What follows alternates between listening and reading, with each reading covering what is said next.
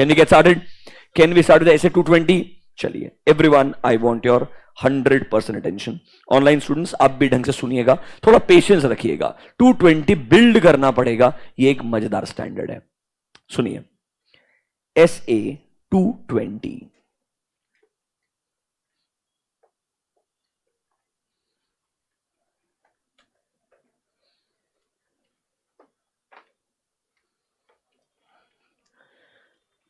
Let's assume a situation. मान लो एक company है, लेट्स से listed company based out of Pune. अब सर इस कंपनी के लिए ऑडिटर उन्होंने अपॉइंट किया, लेट्स से EY पुणे। EY पुणे को उन्होंने एज अ ऑडिटर अपॉइंट किया। EY PW कोई भी एग्जांपल ले लीजिए, कोई दिक्कत नहीं है। सर अब EY के अंदर there will be a team of people, there will be something called as engagement partner. क्या होगा? Engagement partner. उसके नीचे आपके पास में एसोसिएट डायरेक्टर हो सकता है, there can be senior managers, below that there can be managers, उसके below there can be associates, there can be article 1, article 2, एक जमाना था जब article 3 भी होता था। First year of articleship, second year and third year. Assume कर लीजिए ये सब लोग मिलकर के एक लिस्टेड कंपनी का ऑडिट करने वाले हैं। Can I call all these people collectively, all these people collectively as engagement team, मतलब, or people can be called as members, engagement team members। मतलब सुनिएगा, you have a engagement partner and साथ साथ में और बाकी लोग इन्वॉल्व रहेंगे जो लोग एक लिस्टेड कंपनी का ऑडिट करने वाले हैं। रिमेंबर लॉ बोलता है you appoint firm as the auditor, not the partner. You appoint firm as the auditor. So who is the auditor here? EY Pune. EY Pune को represent एक engagement partner कर सकता है। Let's call the partner as Mr. A. अब सबसे पहले mister A के क्या क्या रेस्पॉन्सिबिलिटीज है, मैं आपको 220 का नाम क्या है वो सब बाद में बताऊंगा, छोड़ दो, वो इंपॉर्टेंट नहीं, पूरा प्रोसेस सुनते जाओ। 220 का नाम आपको अपने आप ऑटोमेटिकली समझ में आ जाएगा। सर अगर एक लिस्टेड कंपनी का ऑडिट करना है तो सबसे पहले जानना जरूरी है ये एंगेजमेंट पार्टनर की क्या क्या रेस्पॉन्सिबिलिटी है। Sir who is the engagement partner? The one who has signed the engagement letter and the one who is going to sign the audit report. The one who has signed the engagement letter and the one who is going to sign the audit report. Can I call that partner as an engagement partner? Yes. Is he representing the firm in this case? Yes. Who is the auditor? Firm. Firm को represent कौन करेगा? Engagement partner. So question number 1, ये engagement partner का क्या responsibility है? Sir याद करो, हमने एक नया क्लाइंट एक्सेप्ट करना है कि नहीं करना है, या अगर ये पुराना क्लाइंट है तो कंटिन्यू करना। दो वर्ड्स होते हैं, एक होता है एक्सेप्टेंस, दूसरा वर्ड होता है कंटिन्यूएंस। मतलब सर अगर ये नया ऑडिट है, एक वर्ड होगा इनिशियल ऑडिट एंगेजमेंट। क्या वर्ड है? Initial audit engagement. मतलब लास्ट ईयर हमने ऑडिट नहीं किया है, इस साल हमको पहली बार अपॉइंट किया जा रहा है, तो हमने क्लाइंट एक्सेप्ट करना है या नहीं करना है। और अगर मान लो हम लास्ट ईयर भी ऑडिटर थे, इस साल भी हमें क्या करना है? कंटिन्यू करना है। तो क्वेश्चन ये आता है, शुड आई कंटिन्यू और नॉट? मतलब एंगेजमेंट पार्टनर का रिस्पॉन्सिबिलिटी बनता है, उन्होंने प्रॉपर एक्सेप्टेंस और कंटिन्यूएंस एनालिसिस लगाना चाहिए। क्या लगाना चाहिए? एक्सेप्टेंस और कंटिन्यूएंस एनालिसिस लगाना चाहिए। किसका रिस्पॉन्सिबिलिटी है सर? ये एंगेजमेंट पार्टनर का। सर कहना आई से कि एनालिसिस होना चाहिए, उसके बाद ही ऑडिट एक्सेप्ट करना चाहिए। अरे उसके बाद ही ऑडिट क्या करना चाहिए? एक्सेप्ट। और अगर मान लो मैं लास्ट ईयर ऑडिटर था तो ये एनालिसिस मुझे हेल्प करेगा कि मैंने कंटिन्यू करना है कि नहीं करना है।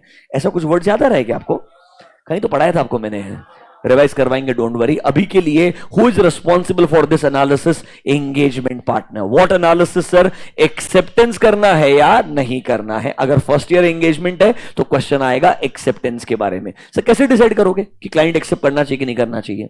कंपनी के मैनेजमेंट का रेपुटेशन कैसा है मार्केट में, कंपनी में ओनर्स कौन कौन है, सोर्सेज ऑफ फाइनेंस मतलब पैसा कहां कहां से आया है, कंपनी का लास्ट 5 साल का फाइनेंशियल कंडीशन कैसा है। सुनिए, कंपनी सब बढ़िया रहेगा, तुम्हारे पास में कोई एनबीएफसी का ऑडिट करने का एक्सपीरियंस ही नहीं होगा, मतलब तुम्हारे पास में इंडस्ट्री का एक्सपीरियंस है कि नहीं, तुमने सोचना पड़ेगा do I have right set of people जो मेरे लिए क्या कर सकते हैं, ऑडिट कर सकते हैं। ये सब सोच के आप डिसाइड करते हैं should I accept this client और नॉट। अभी के लिए there is a analysis called as acceptance और कंटिन्यूएंस एनालिसिस। कौन लगाएगा ये? Engagement partner. कौन लगाएगा ये? Engagement partner. एक बात बताओ, आप लोगों ने कंपनी से पढ़ा है क्या? उसके अंदर इंडिपेंडेंस की रिक्वायरमेंट पढ़े हैं क्या? ऑडिटर शुड बी इंडिपेंडेंट, मतलब he should not be disqualified under 141 subsection 3। याद आ रहा है क्या?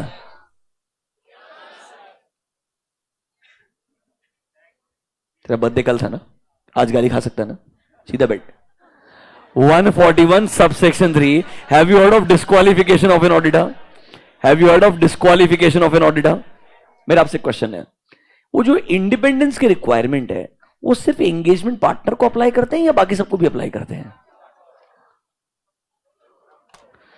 याद है कि आपके इंडिपेंडेंस रिक्वायरमेंट्स, अरे इनडेटनेस का लिमिट था, गारंटी का लिमिट था, you should not hold any share in the company. अरे याद आ रहा है क्या? ये पढ़े होंगे ना आपने, 141 subsection 3 disqualification of an auditor. वो सिर्फ एंगेजमेंट पार्टनर को एप्लीकेबल है या सबको एप्लीकेबल है? डिस्क्वालिफिकेशन सिर्फ एंगेजमेंट पार्टनर या all? Who should be independent? The signing partner or all the people should be independent? Law का इंटरप्रिटेशन बोलता है all the team members. I am not saying all the members of the firm, नहीं बोल रहा मैं, all the people working in the firm नहीं, all the team members. इसीलिए word क्या बोला है? Engagement team member. ये सब के सब क्या होने चाहिए? इंडिपेंडेंट होने चाहिए। अब सुनिएगा मेरा बात, ये सब के सब इंडिपेंडेंट है कि नहीं, ये कौन इंश्योर करेगा? Engagement partner. मतलब हम एक्चुअली में पूरा डिस्कशन क्या कर रहे हैं? Responsibility of engagement partner. ये डिसाइड करेगा क्लाइंट एक्सेप्ट करना है कि नहीं करना है, ये डिसाइड करेगा मेरी टीम में कौन कौन रहेगा, ये डिसाइड करेगा एंड साथ साथ में इंश्योर भी करेगा that all my team members should be independent as well as ethical. should be independent as well as ethical। ये इंडिपेंडेंस आएगा लॉ से, इंडिपेंडेंस आएगा लॉ से। एग्जांपल सुनो, 141 subsection 3 disqualification of an auditor, 139 subsection 2 rotation of an auditor, 144 prohibited. कुछ ऐसे याद आ रहा है क्या? ये सबके सब सेक्शन किसके लिए बनाए? To support the word independence. अरे इधर तो डिस्क्वालिफिकेशन बोला है। तुम अगर ऑडिटर है और तुमको 141 सबसेक्शन 3 में एक भी कंडीशन फुलफिल हो गया, will you become a disqualified person? Will you have to resign from the office? Yes. Rotation याद है क्या? 5 साल 10 साल, उसके बाद तुमको दूर रहना पड़ेगा, मतलब इनडायरेक्टली डिस्क्वालिफिकेशन ही हो गया। अरे रोटेशन क्यों बनाया था? इंडिपेंडेंस के लिए तो बनाया था भाई, वरना आप 25 साल तक सेम ही कंपनी को ऑडिट करते रहेंगे। Can I say these sections were prepared only and only to enhance independence of the auditor? Yes or no? So they are applicable not just for the signing partner, they are applicable for all the team members. They are applicable all the team members. ये होता है independence requirements. क्या होता है? Independence requirements. Now there are ethical requirements also. Now there are ethical requirements. Sir, have you heard the word integrity? Auditor should be honest. Objectivity याद आ रहा है क्या? प्रोफेशनल ड्यू केयर याद है क्या? प्रोफेशनल बिहेवियर, कॉन्फिडेंशियलिटी मेंटेन करना चाहिए, वो सब क्या एथिकल रिक्वायरमेंट्स है ना। क्या ऑनेस्ट से पार्टनर होना चाहिए, बाकी लोग ऑनेस्ट नहीं होने चाहिए क्या? सबके सब होने चाहिए ना यार। मतलब सर सुनिए, एंगेजमेंट पार्टनर डिसाइड करेगा क्लाइंट एक्सेप्ट करना है कि नहीं करना है। अगर नया क्लाइंट है, पुराना क्लाइंट है तो डिसाइड करेगा कंटिन्यू करना है कि नहीं करना है। एंगेजमेंट पार्टनर रिस्पॉन्सिबल है कि सारे टीम मेंबर्स क्या होने चाहिए? इंडिपेंडेंट भी होने चाहिए एंड एथिकल भी होने चाहिए। एंगेजमेंट पार्टनर डिसाइड करेगा कौन क्या एरिया चेक करने वाला है। फर्स्ट ईयर आर्टिकल को इन्वेंट्री चेक करने के लिए दे दिया मैन्युफैक्चरिंग कंपनी, रिस्क इन्वॉल्व ज्यादा है कि नहीं है? तो कहना इसे जिधर ज्यादा रिस्क रहेगा ज्यादा एक्सपीरियंस टीम मेंबर को काम देना चाहिए। So who will decide, who will check what? Engagement partner. कहना इसे सारा रिस्पॉन्सिबिलिटी आप किसको दे रहे हो? एंगेजमेंट पार्टनर को दे रहे हो। ये सब ऐसा क्यों किया जा रहा है? क्योंकि हम चाहते हैं पूरे ऑडिट में आपका काम करने का क्वालिटी बढ़िया होना चाहिए। क्या बढ़िया होना चाहिए? ऑडिट का क्वालिटी बढ़िया होना चाहिए। तो सर इट स्टार्ट्स विथ हमने ये क्लाइंट एक्सेप्ट ही करना है कि नहीं करना है, हमने ऑडिट के लिए क्या क्या टीम मेंबर को रखना है, हमने ऑडिट कैसे करना है, डॉक्यूमेंटेशन कैसे करना है। सुनो, ऑडिटर को लगता है किसी एरिया में एक्सपर्ट को हायर करने का जरूरत है, किसी को हायर करने का जरूरत है, एक्सपर्ट को। तो कहना इसे ये डिसीजन भी कौन लेगा? Engagement partner. जिधर मुझे लगता है मेरे पास एक्सपर्टीज नहीं है, एक्सपर्ट को हायर करना चाहिए। Not hiring an expert will also impact my audit quality, not hiring an expert will also impact my audit quality. So should I say ये सब चीजें हम चाहते हैं ऑडिट के क्वालिटी को इंप्रूव करने के लिए हमने क्या बना दिए हैं? रेस्पॉन्सिबिलिटीज बना दी है। किसके लिए रेस्पॉन्सिबिलिटीज बना दी है? Engagement partner. किसके लिए रेस्पॉन्सिबिलिटीज बना दी है? Engagement partner. मतलब इन सिंपल टर्म्स 220 में आपने एक ही बात बोली है, there is a very important person engagement partner, उसकी बहुत सारी क्या है? रेस्पॉन्सिबिलिटीज है। इतना समझ में आया क्या? क्या अगले पार्ट पे जाऊं? ये सब लिखवा के दूंगा आपको, डोंट वरी, किधर क्या लिखना है, कितना पार्ट लिखना है। आज पहले एक बार बेसिक अंडरस्टैंडिंग आ जाए। अब एक खतरनाक चीज बताने जा रहा हूं, सुनने का ट्राई करना। All the best. Sir same company है, ईवाई पुणे को आपने ऑडिटर अपॉइंट किया, mister A is called as engagement partner. There is one more partner, this is called as quality control partner और रिव्यूअर। क्वालिटी कंट्रोल पार्टनर और reviewer मतलब EY के पास में बॉम्बे ऑफिस भी है, they have Delhi Gurgaon office also, they have Calcutta office also. उन्होंने क्या किया, लेट्स से बॉम्बे या गुड़गांव ऑफिस से एक सीनियर पार्टनर को पिक किया। Let's say partner is mister B, he is also partner of EY, he is also a partner of EY, but he is a senior partner। and उन्होंने बोला ये senior partner को हम appoint करते हैं as a quality control partner, as a quality control partner. मतलब सुनिएगा, company same है, अभी भी उसी कंपनी का ऑडिटर है, मेन पार्टनर एंगेजमेंट पार्टनर कौन है? Mister A. हम बोल रहे हैं इस ऑडिट के अंदर बढ़िया क्वालिटी मेंटेन रहे, इसके लिए एक पार्टनर और अपॉइंट कर लो, उसको हम बोलते हैं QRP, that is called as quality control partner या quality control reviewer, quality review partner. अलग अलग वर्ड्स है, हर फर्म अलग अलग चीज यूज करता है। तुम्हारे स्टैंडर्ड में आएगा क्वालिटी कंट्रोल रिव्यूअर। क्या वर्ड आएगा? Quality control reviewer. But generally वो होता पार्टनर है, वो होता क्या है? पार्टनर है। मतलब सुनिएगा वापस से, अज्यूम कर लीजिए बजाज फाइनेंस का ही ऑडिट रिपोर्ट साइन करना है, ईवाई पुणे के अंदर mister A is the signing partner. हमने बोला ईवाई के ही बॉम्बे ऑफिस से या गुड़गांव ऑफिस से एक सीनियर पार्टनर मिस्टर बी को भी इन्वॉल्व कर दो, but he will be called as a quality control partner. ऐसा क्यों कर रहे हैं सर हम? क्योंकि कभी कभी in case of risky engagements, सुनिएगा, कभी कभी in case of risky engagements there is too much only on the shoulders of one और टू पार्टनर्स। मतलब एक पार्टनर जो मेन साइन करने वाला है उससे एक्सपेक्टेशन बहुत ज्यादा है, तो हम चाहते हैं कभी कभी ऐसा ना हो कि वो पार्टनर थोड़ा बहुत मैकेनिकल अप्रोच के अंदर स्टक हो जाए और शायद हमारा ऑडिट क्वालिटी कॉम्प्रोमाइज हो जाए। क्या कॉम्प्रोमाइज हो जाए? Audit quality. It's always better to have a 4 eye check, it's always better to have a 4 eye check. मतलब 2 eye is your main partner, is your main partner, we are including one more partner. ये इंसान execution नहीं करेगा, ये इंसान execution नहीं करेगा, ये इंसान क्या करेगा? पूरे ऑडिट में प्लानिंग बराबर कर रहे हैं क्या? गाइड करेगा। सर हम एग्जीक्यूशन बराबर कर रहे हैं क्या? थोड़ा रिव्यू करेगा। डॉक्यूमेंटेशन ठीक से कर रहे हैं क्या? चेक करेगा। डिस्कशन में इन्वॉल्व रहेगा, थोड़ा बहुत सजेशन देगा मेन पार्टनर को। आइडियली रिपोर्ट फाइनलाइज करेंगे, उसके पहले रिपोर्ट भी हम किसको दिखाएंगे? क्वालिटी कंट्रोल रिव्यूअर को दिखाएंगे। इसको बताएंगे हम क्या मैटर की ऑडिट मैटर में लिखेंगे, क्या मैटर को ईओएम में लिखेंगे। हर लेवल पे डिस्कशन होते रहेगा with another partner that is called as quality control partner. क्या आपको थोड़ा कॉन्सेप्ट समझ में आ रहा है क्या? This is applicable in case of listed companies. This is applicable in case of listed companies. ये requirement ये है, हमारे पास में एक separate partner होना चाहिए, reviewer होना चाहिए। उसको हम क्या बोलेंगे? quality control partner और reviewer। थोड़ा समझ में आया क्या? मेरे को डाउट है, प्लीज तुम ही हेल्प कर सकते हो। करोगे क्या हेल्प? मान लो ऐसा होता है, कैसा होता है sir?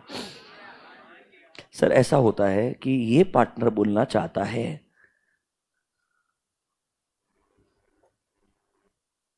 Qualified opinion.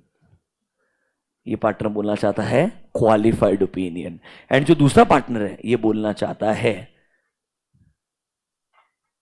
Clean opinion. क्या बोलना चाहता है? क्लीन। मतलब there is a difference in opinion, there is a difference in opinion. एक क्वालिटी कंट्रोल पार्टनर है, दूसरा आपका एंगेजमेंट पार्टनर है। एक को लगता है, वैसे how many types of opinion do we have? How many types of opinion do we have? Confirm तो ही है ना? कौन कौन सा? Modified and unmodified. Types of modification confirm है ना? कौन कौन सा? Qualified, adverse, disclaimer. कौन सा मॉडिफिकेशन कब आएगा? एक टेबल में बताया था, परवेसिव वर्ड बताया था, याद है ना? पक्का? Very nice. अभी सुनो शांति से, वापस क्वेश्चन पे आ जाओ। कुछ एक चीज तुमको बता दो ना जो तुमको आते तो तुमको अच्छा लगता है, थोड़ा तुम्हारा फील गुड फैक्टर के लिए तुमको ऐसा जानबूझ के सेम क्वेश्चन पूछता रहता हूं।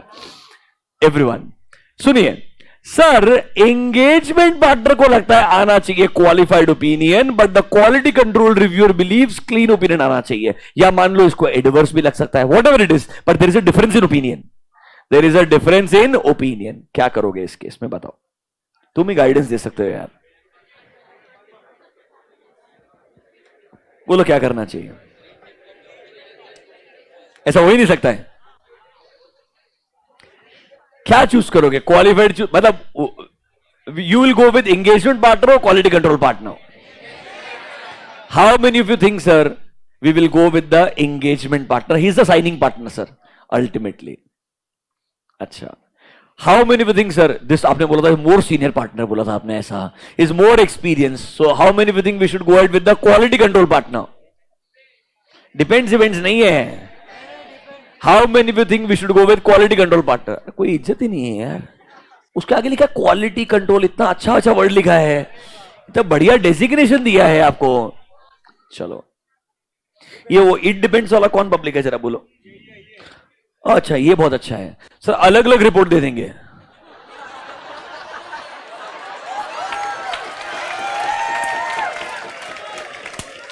ऑडिट फर्म एक ही है, रिपोर्ट एक ही आएगा, अलग अलग रिपोर्ट नहीं आ सकता है। Is that clear to you?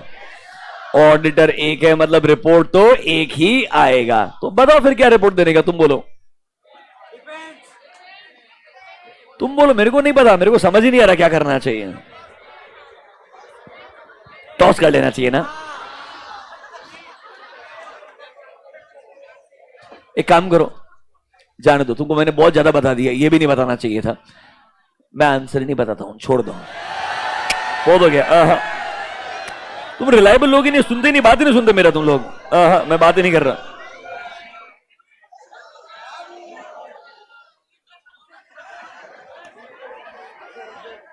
सुनिए, चलो आपको आंसर दे देता हूं यार। स्टैंडर्ड्स ऑन ऑडिटिंग क्या बोलते हैं? सुनिएगा, अदर मैटर पैराग्राफ में लिखेंगे। अरे नहीं भाई, हम इधर रिपोर्ट डिसाइड नहीं कर,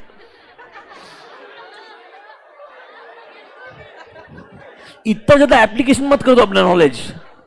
सुनो, स्टैंडर्ड बोलता है, तुम मेरे को बहुत मारने वाले हो, बट स्टैंडर्ड क्या बोलता है? स्टैंडर्ड बोलता है इन case of difference of opinion between engagement partner and quality control reviewer, they have to resolve the differences, they have to follow the firm's methodology. Generally ऐसे circumstances में as a EY firm हम किस चीज को support करते हैं? Whatever is normally the stand of firm should be agreed upon by both the partners and they have to resolve the difference, because एक firm के partners में internally difference होना is a very big problem from a user's point of view. तो standard clearly बोलता है अगर ऐसा हो भी जाए तो आपको अपने differences को resolve करना पड़ेगा and एक common conclusion पे आना पड़ेगा। Generally जो भी firm के normal partners का stand होता है इस circumstances में वो आपने लेना चाहिए। मतलब can we do this? Standard नहीं बोलता बट इंटरप्रिटेशन बोलता है can we involve other partners and see that in this situation normally as a EY, because I am just signing on behalf of the firm, who is the auditor? EY Pune. Are you understanding this? हम लोगों ने एक शायद may be कुछ और partner से consult करना चाहिए कि ऐसे सर्कमस्टेंसेस में आप लोग क्या रेकमेंड करोगे? Should we go with a modified opinion और should we go with the unmodified opinion? Whatever is their recommendation as a firm, हमारा वो डिसीजन होकर के रिपोर्ट में जाना चाहिए। मतलब डिफरेंसेस हो सकते हैं पर वो क्या करने चाहिए? रिजॉल्व करने चाहिए। Is that clear to you? थोड़ा आपको बात समझ में आया क्या? मतलब सर हम पूरे 220 ऐसे में चाहते हैं हमारे ऑडिट का क्वालिटी क्या होना चाहिए? बढ़िया होना चाहिए। हम क्या चाहते हैं? हमारे ऑडिट का क्वालिटी क्या होना चाहिए? बढ़िया होना चाहिए। ये एक इंगेजमेंट के ऊपर बात कर रहे हैं। देखो ना, मैंने शुरुआत ही किया, एक कंपनी का ऑडिट आप कर रहे हो। हम ये पूरे फर्म का क्वालिटी का बात नहीं कर रहे हैं, हम बोल रहे हैं एक कंपनी का ऑडिट करते वक्त कैसे हम क्वालिटी को क्या रखेंगे? कंट्रोल में रखेंगे। उसके लिए जो ऐसे बना के दिया है, उस ऐसे का नाम क्या है?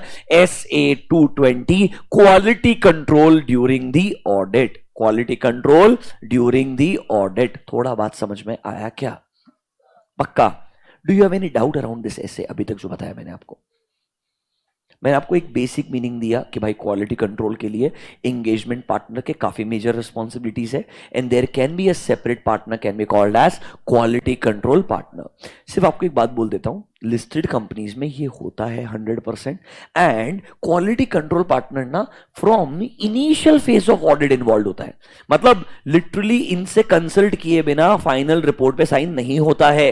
रादर प्लानिंग, एग्जीक्यूशन, हर फेज में ये पार्टनर इन्वॉल्व रहेगा। बस इनको अवेयरनेस रहेगी। ये कुछ कंसल्टेशन जैसे रिकमेंडेशन वगैरह दे सकते हैं बट ये आपके फर्म के ही पार्ट होते हैं। हालांकि स्टैंडर्ड बोलता है अगर आपका फर्म छोटा है, लेट्स से फॉर एग्जांपल, ऐसा स्टैंडर्ड ने लिखा नहीं बट इंटरप्रिटेशन है, if it's a small firm you don't have lot of partners और आपको लगता है हमारे पास है ही 2-3 पार्टनर, उसमें से एक पार्टनर ऑडिट करने वाला है, तो क्वालिटी कंट्रोल रिव्यूअर कैसे अपॉइंट करेंगे? तो can we appoint a external person as a quality control partner? हाँ, स्टैंडर्ड उसको भी क्या करता है? अलाउ करता है। मैंने तो इंटरनल पार्टनर को अपॉइंट किया ना ईवाई के अंदर ही। Can it be a person outside your firm also?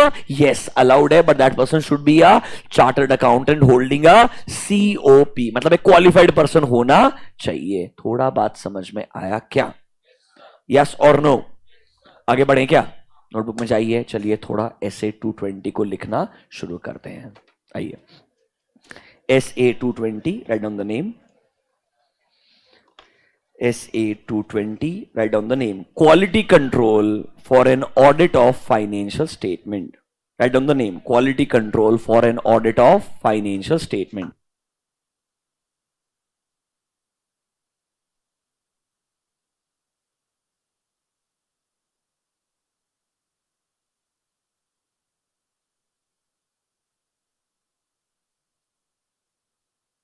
तुम्हारा सीनियर है, पास हो गया है, हैप्पी बर्थडे वगैरह नहीं है। वो बाहर वेट कर रहा था इसलिए मैं 10 मिनट वेट कर रहा है। हमारा टॉपिक खत्म हो गया तो उसको बुलाया। ठीक है, क्या नाम बेटा तेरा? प्रणव पाटनकर। तेरे को बात करने का इनसे? देख, ये टाइम पास करना चाहते हैं। एक मेरा बात सुन, इनको ऑल द बेस्ट बोल दे, इनको ऑल द बेस्ट बोल दे और थैंक यू बोल दे। ठीक है, ठीक है, just 1 minute hear him out, सुन लेते हैं। अब बच्चे 10 मिनट वेट किया है यार ऐसा।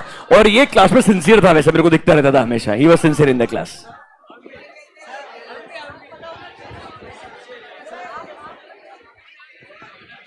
Hello hello.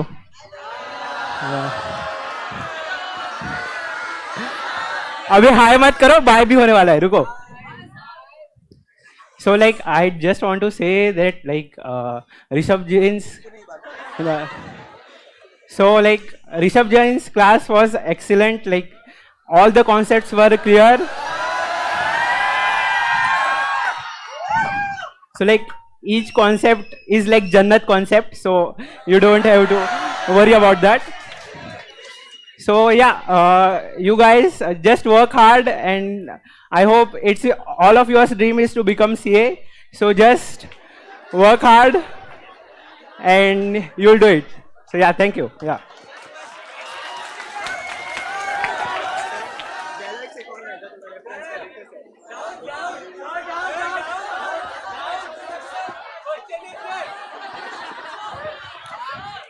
तुम लोग कैसा बच्चों को परेशान करते हैं ना, वो तुमसे कुछ कदम आगे है, उससे मेहनत की है, पास हुआ है, तुम उसको ऐसा इरिटेट कर रहे हो यार। ऐसा डिमोटिवेट नहीं करने का किसी को भी।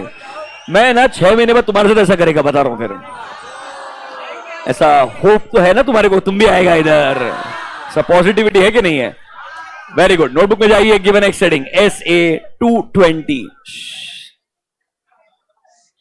SA 220, write down. Quality control for an audit of financial statements. Write down the name 220. Name is quality control for an audit of financial statements. Quality control for an audit of financial statements. Under this, write down point number A. As per SA 220, under 220, point number 1. As per SA 220, the objective of the auditor, as per SA 220, the objective of the auditor is to implement, the objective of the auditor is to implement quality control procedures, quality control procedures at the engagement level, quality control procedures at the engagement level that provides, at engagement level that provides the auditor, that provides the auditor with reasonable assurance, that provides the auditor with reasonable assurance regarding the following, regarding the following. Point number 1, the audit complies with, point number 1, the audit complies with all professional,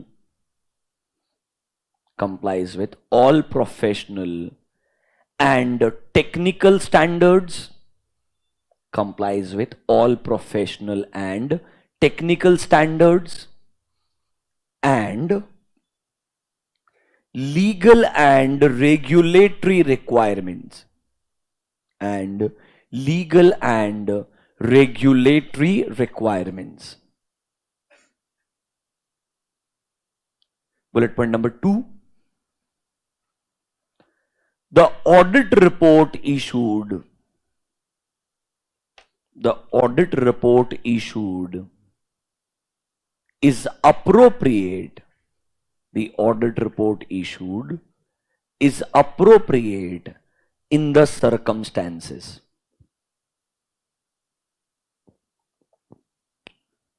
Audit report issued is appropriate in the circumstances. 220 पे कुछ भी question आए, मैं आपको standard चीज बोलता हूं, 4-5 mark के लिए कुछ भी आए ना, जो पॉइंट नंबर 1 आपने अभी लिखा है ना, ये सबसे इंपॉर्टेंट है।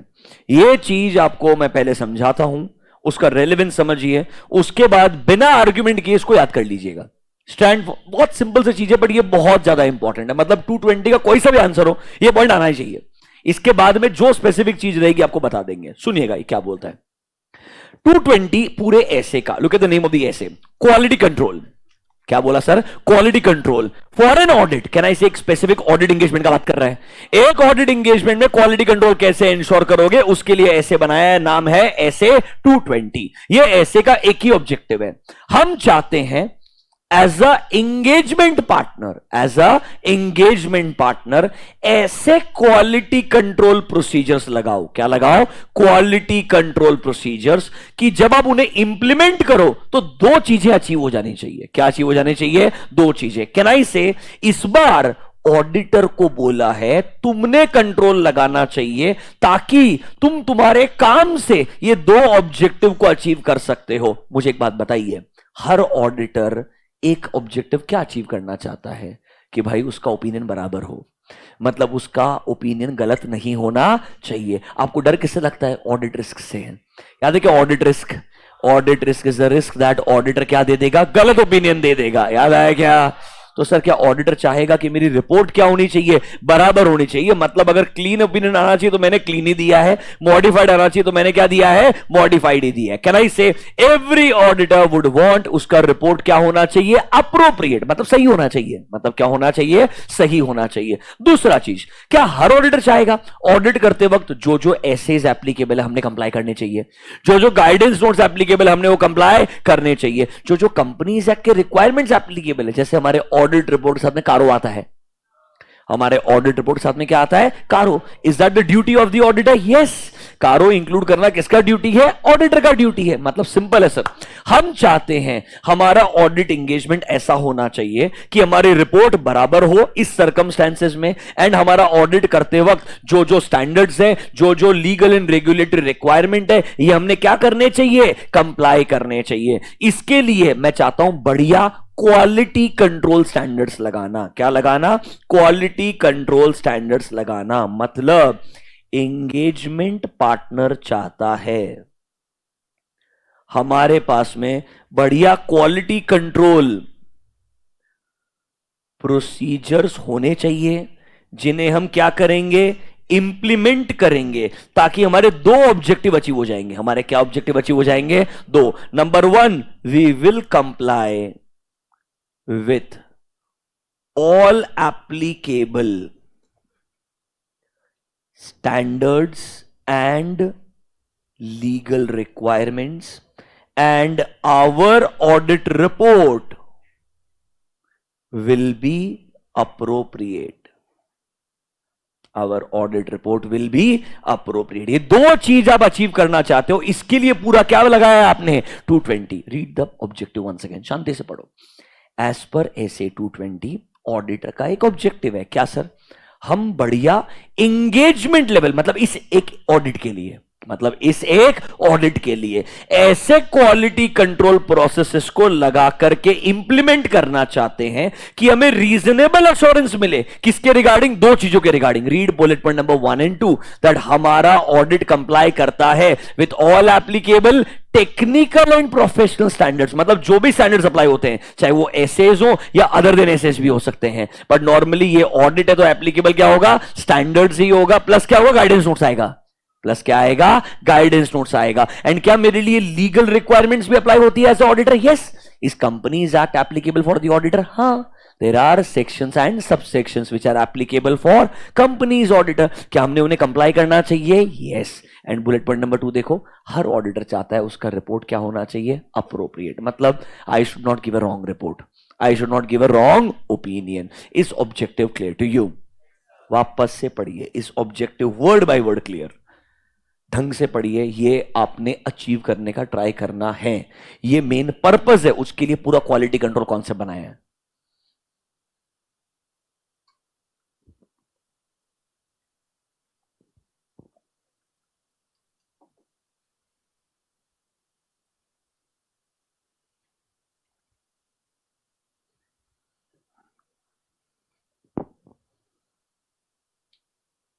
ठीक है, right down point number 2।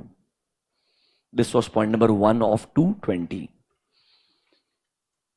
Right down point number 2। engagement partner is responsible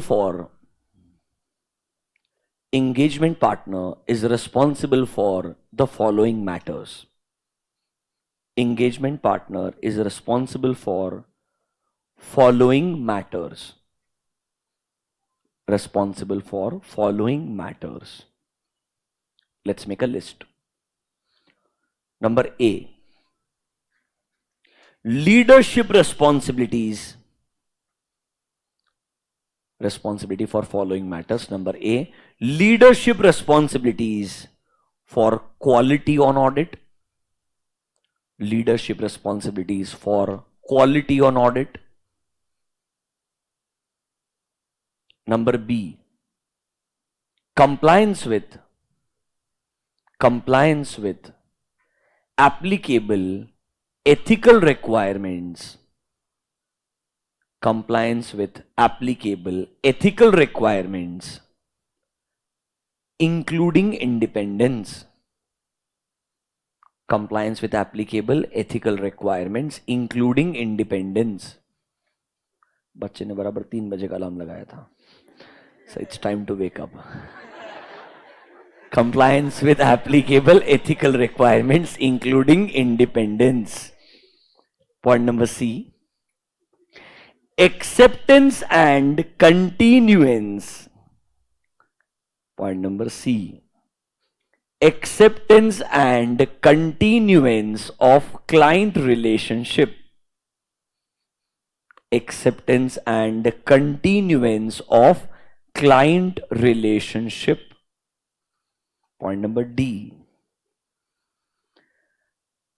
Assignment of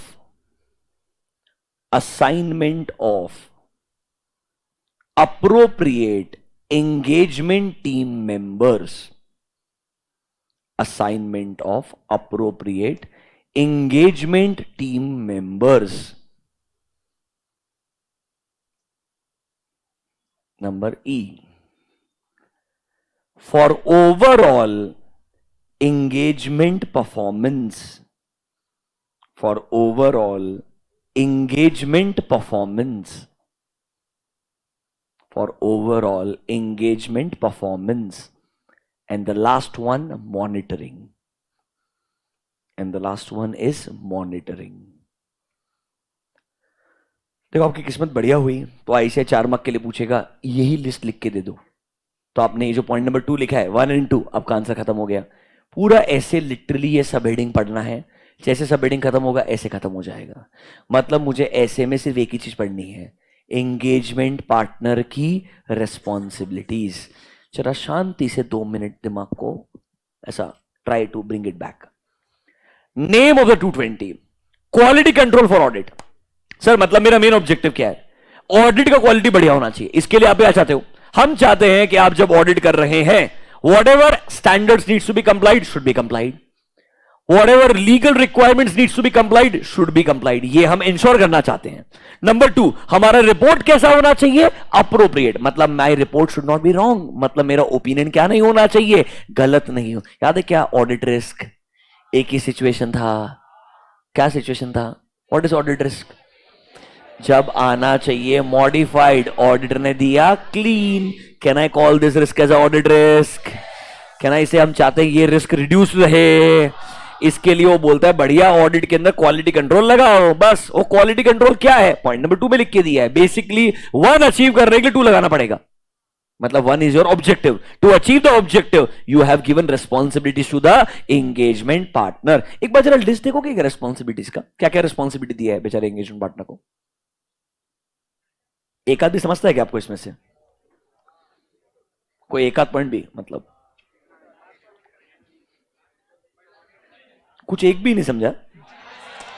चलो एक एक करके पढ़ाएंगे. अभी क्या करेंगे? मेरे हिसाब से आपको ये पॉइंट नंबर बी आना चाहिए, सी आना चाहिए, डी तो मैं कुछ आने के लिए है ही नहीं. सही टीम मेंबरों को आप असाइन करना चाहिए यार. आसान सा. एक एक करके डिस्कशन क्लोज करें. Let's start with the first one, that is called as leadership responsibility for quality on audit. सुनो मेरा बात, एक ट्रिक बोलता हूं. जो आपने पॉइंट नंबर 1 में लिखा है, क्या लिखा है पॉइंट नंबर 1 में? क्वालिटी कंट्रोल से क्या अचीव करना चाहते हो? 2 चीज. ऑडिट करते वक्त कंप्लायंस होना चाहिए. किसका? स्टैंडर्ड्स का, लीगल रिक्वायरमेंट का. एंड ऑडिट रिपोर्ट क्या होना चाहिए? बराबर. वो 2 चीज हर जगह चिपका देना. मतलब वो किसी भी एक चीज पे क्वेश्चन पूछे, लीडरशिप रिस्पॉन्सिबिलिटी पे क्वेश्चन पूछे, वो पॉइंट आ जाएगा. मतलब any area they ask, you can include that objective as it is. You can include that objective as it is. Let's start with number 1. आइए मॉड्यूल्स में 1A.15 देखो क्या बोलता है. Leadership responsibilities for quality on audit. Leadership responsibilities for quality on audit. देखो बहुत आसान है.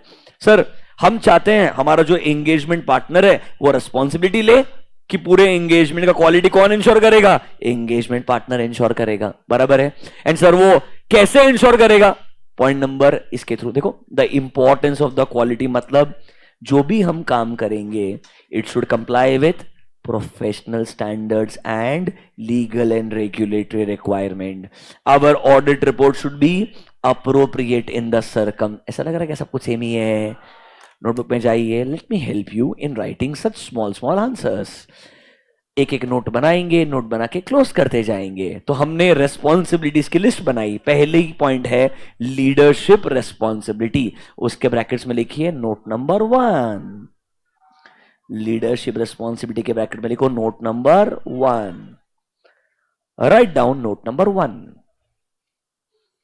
नोट नंबर 1 का नाम रहेगा leadership responsibilities for quality on audit. Note number 1, the name is Leadership Responsibilities for Quality on Audit. Under this, point number A.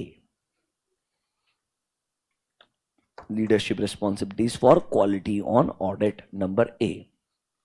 Engagement partner should take responsibility for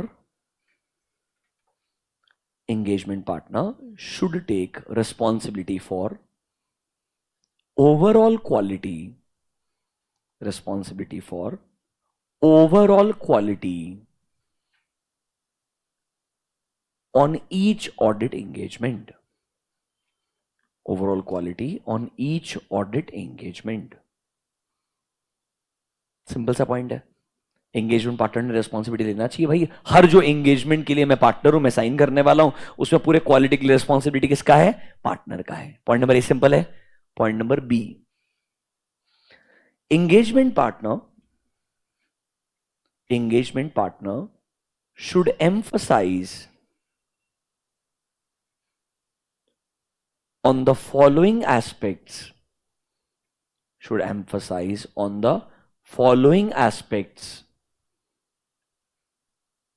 to ensure audit quality. Emphasize on the following aspects to ensure audit quality. अब देखो, आपने पहले point में बोला कि तुम responsible हो, मैं बोला ओके। अब ये रेस्पॉन्सिबिलिटी के लिए मैंने करना क्या है? मैंने फोकस करना है 4 चीजों पे। Write down bullet point number 1, I should emphasize on the following aspects. अगर मैं बढ़िया ऑडिट क्वालिटी मेंटेन करना चाहता हूं, 4 में से 2 चीजें सेम रिपीट होकर आने वाली है। Bullet point number 1, performing work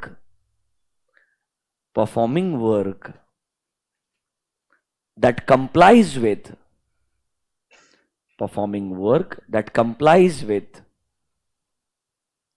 applicable professional standards,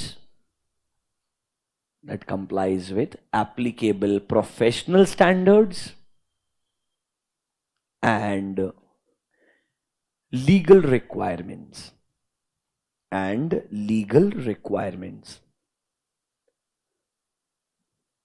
Professional standards and legal requirements. Bullet point number 2, issuing audit report that is appropriate. In the circumstances.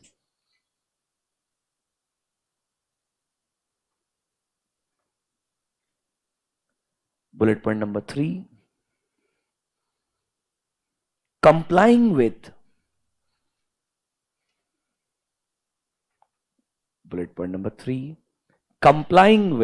firms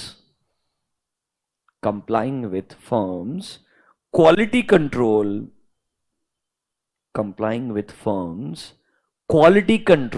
policies and procedures.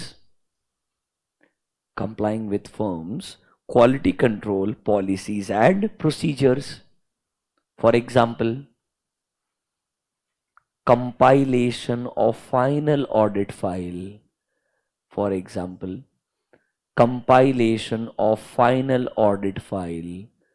Should be done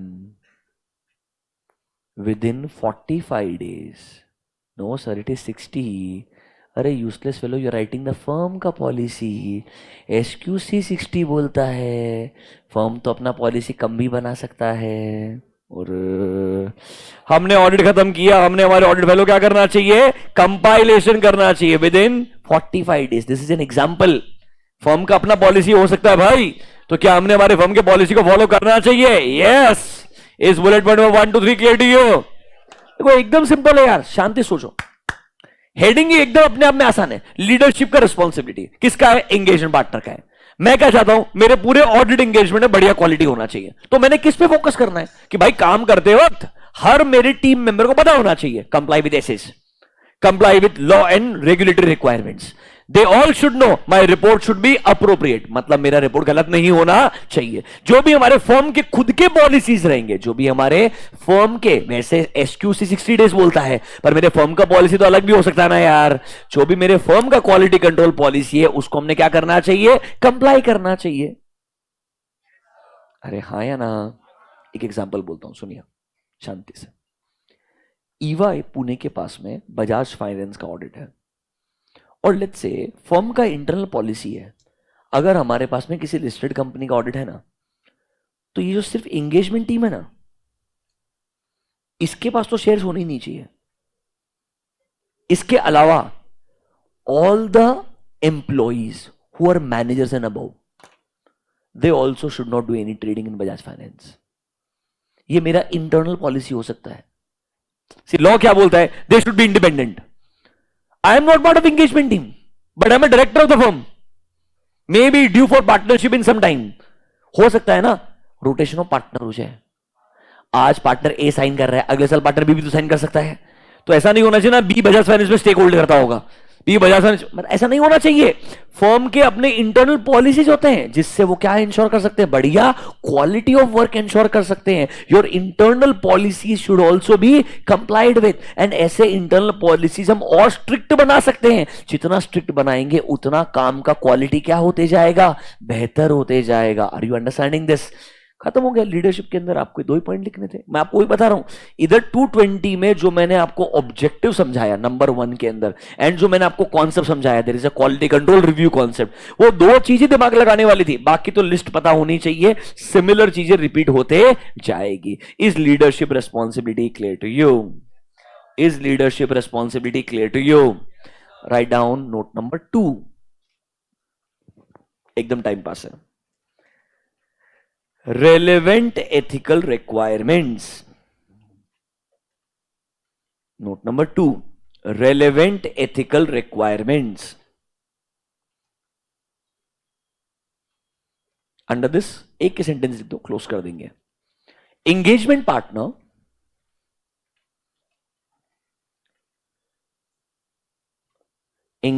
partner should ensure that all the team members, engagement partner should ensure that all the team members complies with, all the engagement team members complies with applicable independence and ethical requirements, compliance with applicable independence and ethical requirements,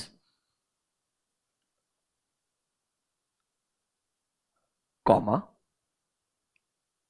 all the independence and ethical requirements, comma, in case of any threat to independence, in case of any threat to independence,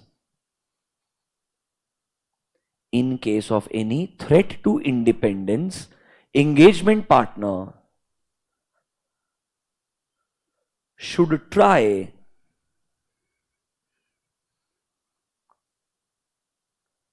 to apply safeguards, should try to apply safeguards to independence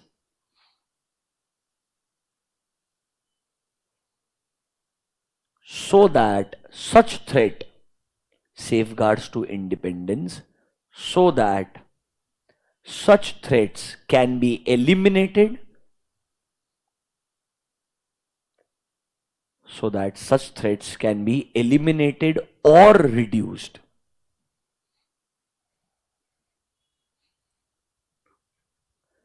full stop. एक sentence continue करना इसी में ही। In case of extreme circumstances, in case of extreme circumstances, engagement partner may consider withdrawal. In case of extreme circumstances, engagement partner may consider withdrawal. सुनिए, आप एक engagement partner हो, एक ऑडिट के लिए आपके टीम मेंबर्स हैं, 4 टीम मेंबर्स हैं, these are my respective team members. मैं सबसे ना एक्चुअली में एक ईमेल के थ्रू, ईमेल का सब्जेक्ट होता है compliance with ethical requirements including independence, वो ईमेल भेजता हूं सारे टीम मेंबर्स को एंड उनसे अंडरटेकिंग लेता हूं कि हां हम सब अंडरटेकिंग लिख के दे रहे हैं that we are complying with independence and ethical requirement. इसमें पता क्या होता है, कंपनीज एक्ट के सारे प्रोविजन आते हैं, चार्टर्ड अकाउंटेंट्स एक्ट के पूरे प्रोविजन आते हैं, और प्रॉपर साइन करके, इन case of smaller firms it's a physical signature, in case of bigger entities it's a email confirmation. आप उसमें प्रॉपरली या तो आप बोलते हैं yes I agree that I am complying with all these independence ethical requirements, और आई से I disagree. अगर सब लोगों ने आई अग्री बोला है, मतलब एंगेजमेंट पार्टनर ने इंश्योर किया है सबके सब क्या है, कंप्लाई करते हैं किसके साथ में, इंडिपेंडेंस एंड एथिकल रिक्वायरमेंट। अगर एक थोड़ा सा भी हिंट मिलता है that one of my team member, उसके रिलेटिव के अंदर आने वाले लोगों में से कोई तो एक डायरेक्टर है कंपनी का, या लेट्स से उनके रिलेटिव के डेफिनेशन में आने लोगों के पास में एक मेजर शेयर होल्डिंग है कंपनी के अंदर, याद आ रहा है क्या shareholding, up to the face value of 1 lakh relative को अलाउ किया है, फेस वैल्यू बोला है, क्या बोला है, face value, not the market value, मतलब बहुत ज्यादा है, मतलब बहुत ज्यादा है, बट वो होल्ड करना अलाउ किया, बाइंग एंड सेलिंग अलाउ नहीं किया है। अगर थोड़ा सा भी उसको थ्रेट लगता है कि मुझे लगता है कोई तो एक आर्टिकल है जो मेरे को लगता है थोड़ा एफएनओ ट्रेडिंग करना पसंद करता है, कोई तो एक आर्टिकल है जो क्या पसंद करता है, एफएनओ ट्रेडिंग करना, और मेरे को हिंट मिलता है हम टाटा मोटर्स का ऑडिट कर रहे हैं, वो टाटा मोटर्स में एफएनओ ट्रेड कर रहा है, तो कहने से सेफ गार्ड लगाना चाहिए। सेफ गार्ड मतलब उसको गेट आउट कर देना चाहिए, रिस्क को रिड्यूस करना पड़ेगा ना यार, ये समझ रहे हो क्या मेरा बात। और लेट्स से अगर ये काम लेट्स से बहुत एक्सट्रीम हो जाए और हमको लगता है मैनेजर, सीनियर मैनेजर वगैरह भी इन्वॉल्व है, मतलब it seems like a insider trading and all, तो शायद अगर एज अ पार्टनर आपको रिस्क बहुत ज्यादा लगता है, can you even consider withdrawal from the engagement.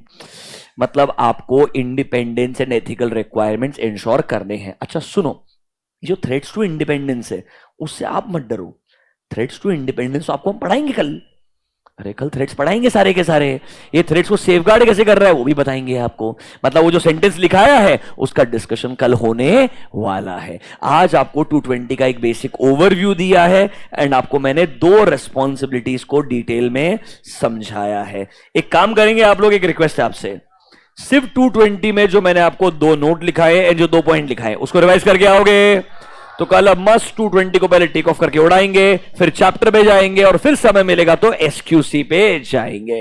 अभी गुड, कल आपको एक बहुत अच्छा ओवरव्यू दिया था that what is the meaning of quality control for a specific audit engagement as पर ऐसे 220।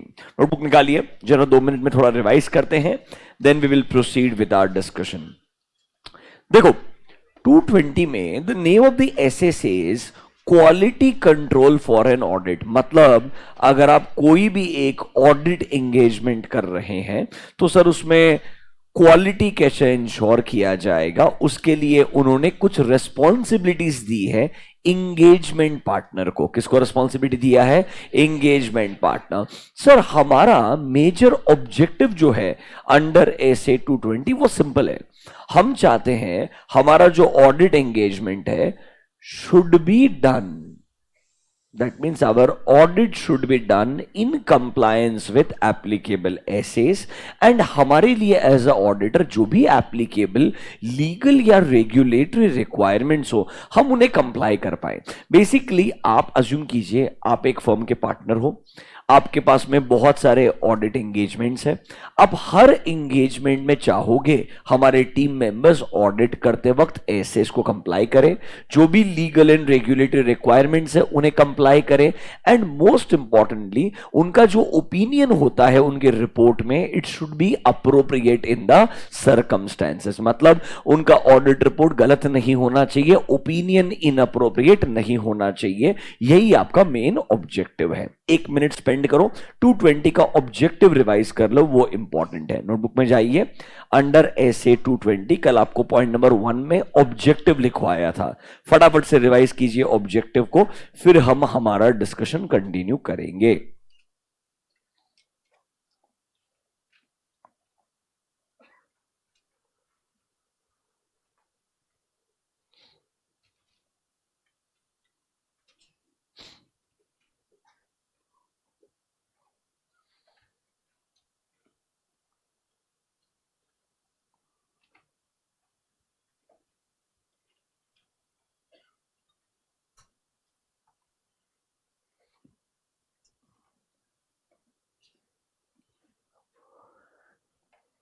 क्या आपको ऑब्जेक्टिव समझ में आया? सर इस ऐसे में दो ही चीजें हैं, एक तो आपका 220 का मेजर ऑब्जेक्टिव क्या है, एंड उस ऑब्जेक्टिव को अचीव करने के लिए इन्होंने कुछ रिस्पॉन्सिबिलिटीज दी है। किसको रिस्पॉन्सिबिलिटीज दी है सर? एंगेजमेंट पार्टनर को। कल का हमारा अगर आपको एग्जांपल याद रहेगा तो हम एक लिस्टेड कंपनी का ऑडिट कर रहे थे, if you can recall, it was audit of a listed company, जिसके लिए आपने एक फर्म को रीच आउट किया।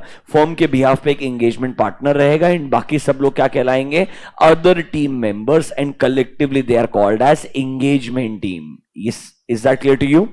सर इसमें एंगेजमेंट पार्टनर का रिस्पॉन्सिबिलिटीज क्या क्या है? कल कुछ रिस्पॉन्सिबिलिटीज लिखना शुरू किया। पहला काम है सर, फर्म के बिहाफ पे लीडरशिप रिस्पॉन्सिबिलिटी किसका रहेगा? एंगेजमेंट पार्टनर का। उन्होंने इंश्योर करना चाहिए कि ऑडिट बराबर से एग्जीक्यूट हो रहा है, रिपोर्ट बराबर से दिया जा रहा है, सही एंगेजमेंट टीम का सिलेक्शन हो रहा है। ऐसे हमने रिस्पॉन्सिबिलिटीज को अलग अलग नोट्स में लिखना शुरू किया था। नोट नंबर 1 था लीडरशिप रिस्पॉन्सिबिलिटीज। नोट नंबर 1 क्या था?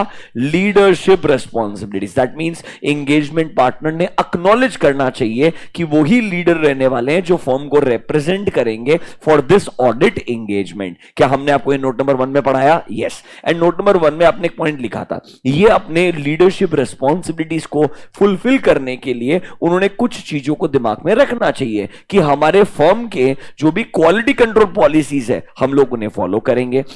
हमारे फर्म के अंदर जो एंगेजमेंट टीम मेंबर्स हैं इनके लिए अगला पॉइंट था, they will comply with independence in ethical requirements. ये कौन इंश्योर करेगा? Engagement partner. तो एक तरीके से वो लीडरशिप रिस्पॉन्सिबिलिटीज जो है ना वो अगले नोट्स के अंदर कनेक्ट होते जा रही है। नोट नंबर 1 में बस इंट्रोडक्शन था that you are responsible as a leader. Now what are your responsibilities? Note number 2 में आपको लिखवा के दिया कि सर हमारे सारे टीम मेंबर्स क्या होने चाहिए? इंडिपेंडेंट होने चाहिए एंड एथिकल होने चाहिए। अगर थोड़ा बहुत भी हमें हिंट आता है कि हमारा कोई भी टीम मेंबर क्या नहीं है, इंडिपेंडेंट नहीं है, तो हमने इमीडिएटली सही एक्शन लेने का ट्राई करना चाहिए। मे बी उस टीम मेंबर को अपने टीम से निकालना चाहिए जो ऑडिट कर रहा होगा एक स्पेसिफिक कंपनी का। मतलब सर लिस्टेड कंपनी होगा, उसके लिए आपने एक टीम को हायर किया होगा। इस टीम में अगर कोई भी इंसान आपको लगता है इंडिपेंडेंट नहीं है तो उसको आपसे टीम से निकाल करके नए टीम मेंबर को ऐड करना चाहिए। इस तरीके का डिसीजन कौन लेगा? एंगेजमेंट पार्टनर लेगा।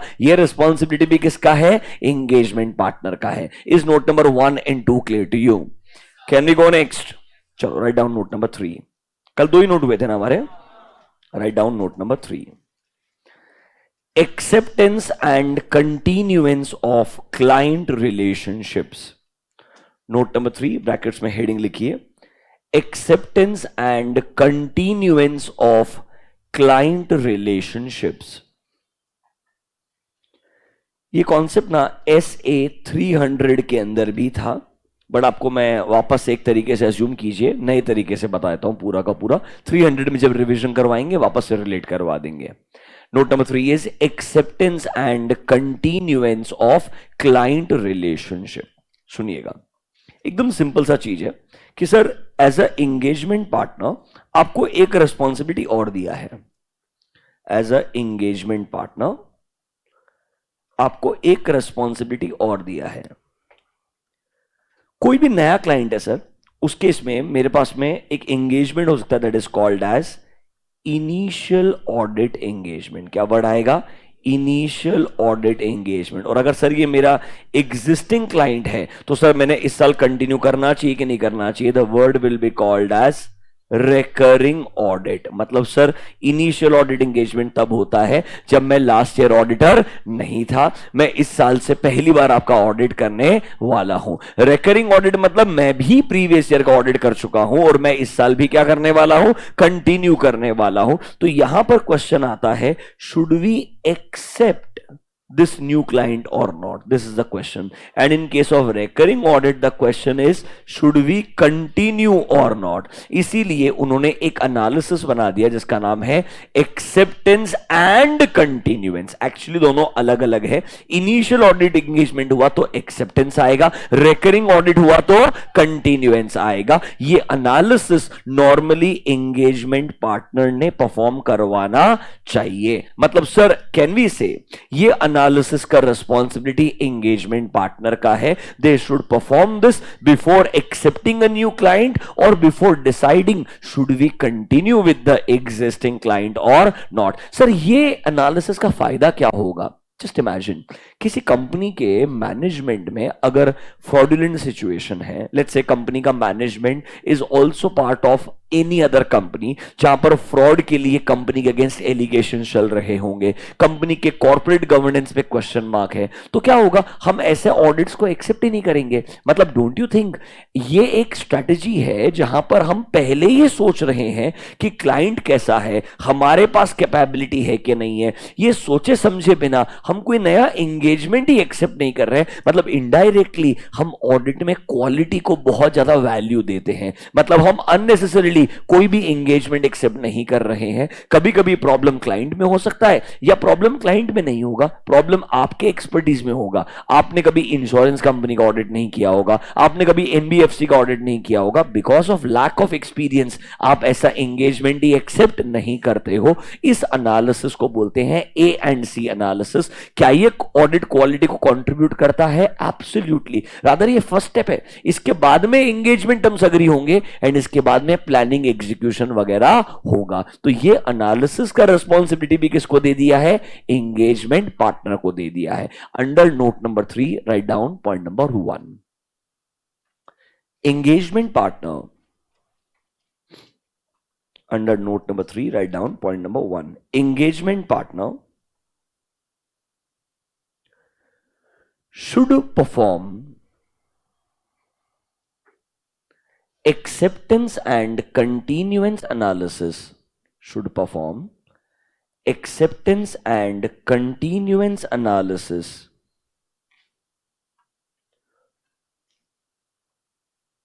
to obtain such information, acceptance and continuance analysis to obtain such information which will be necessary to decide whether to accept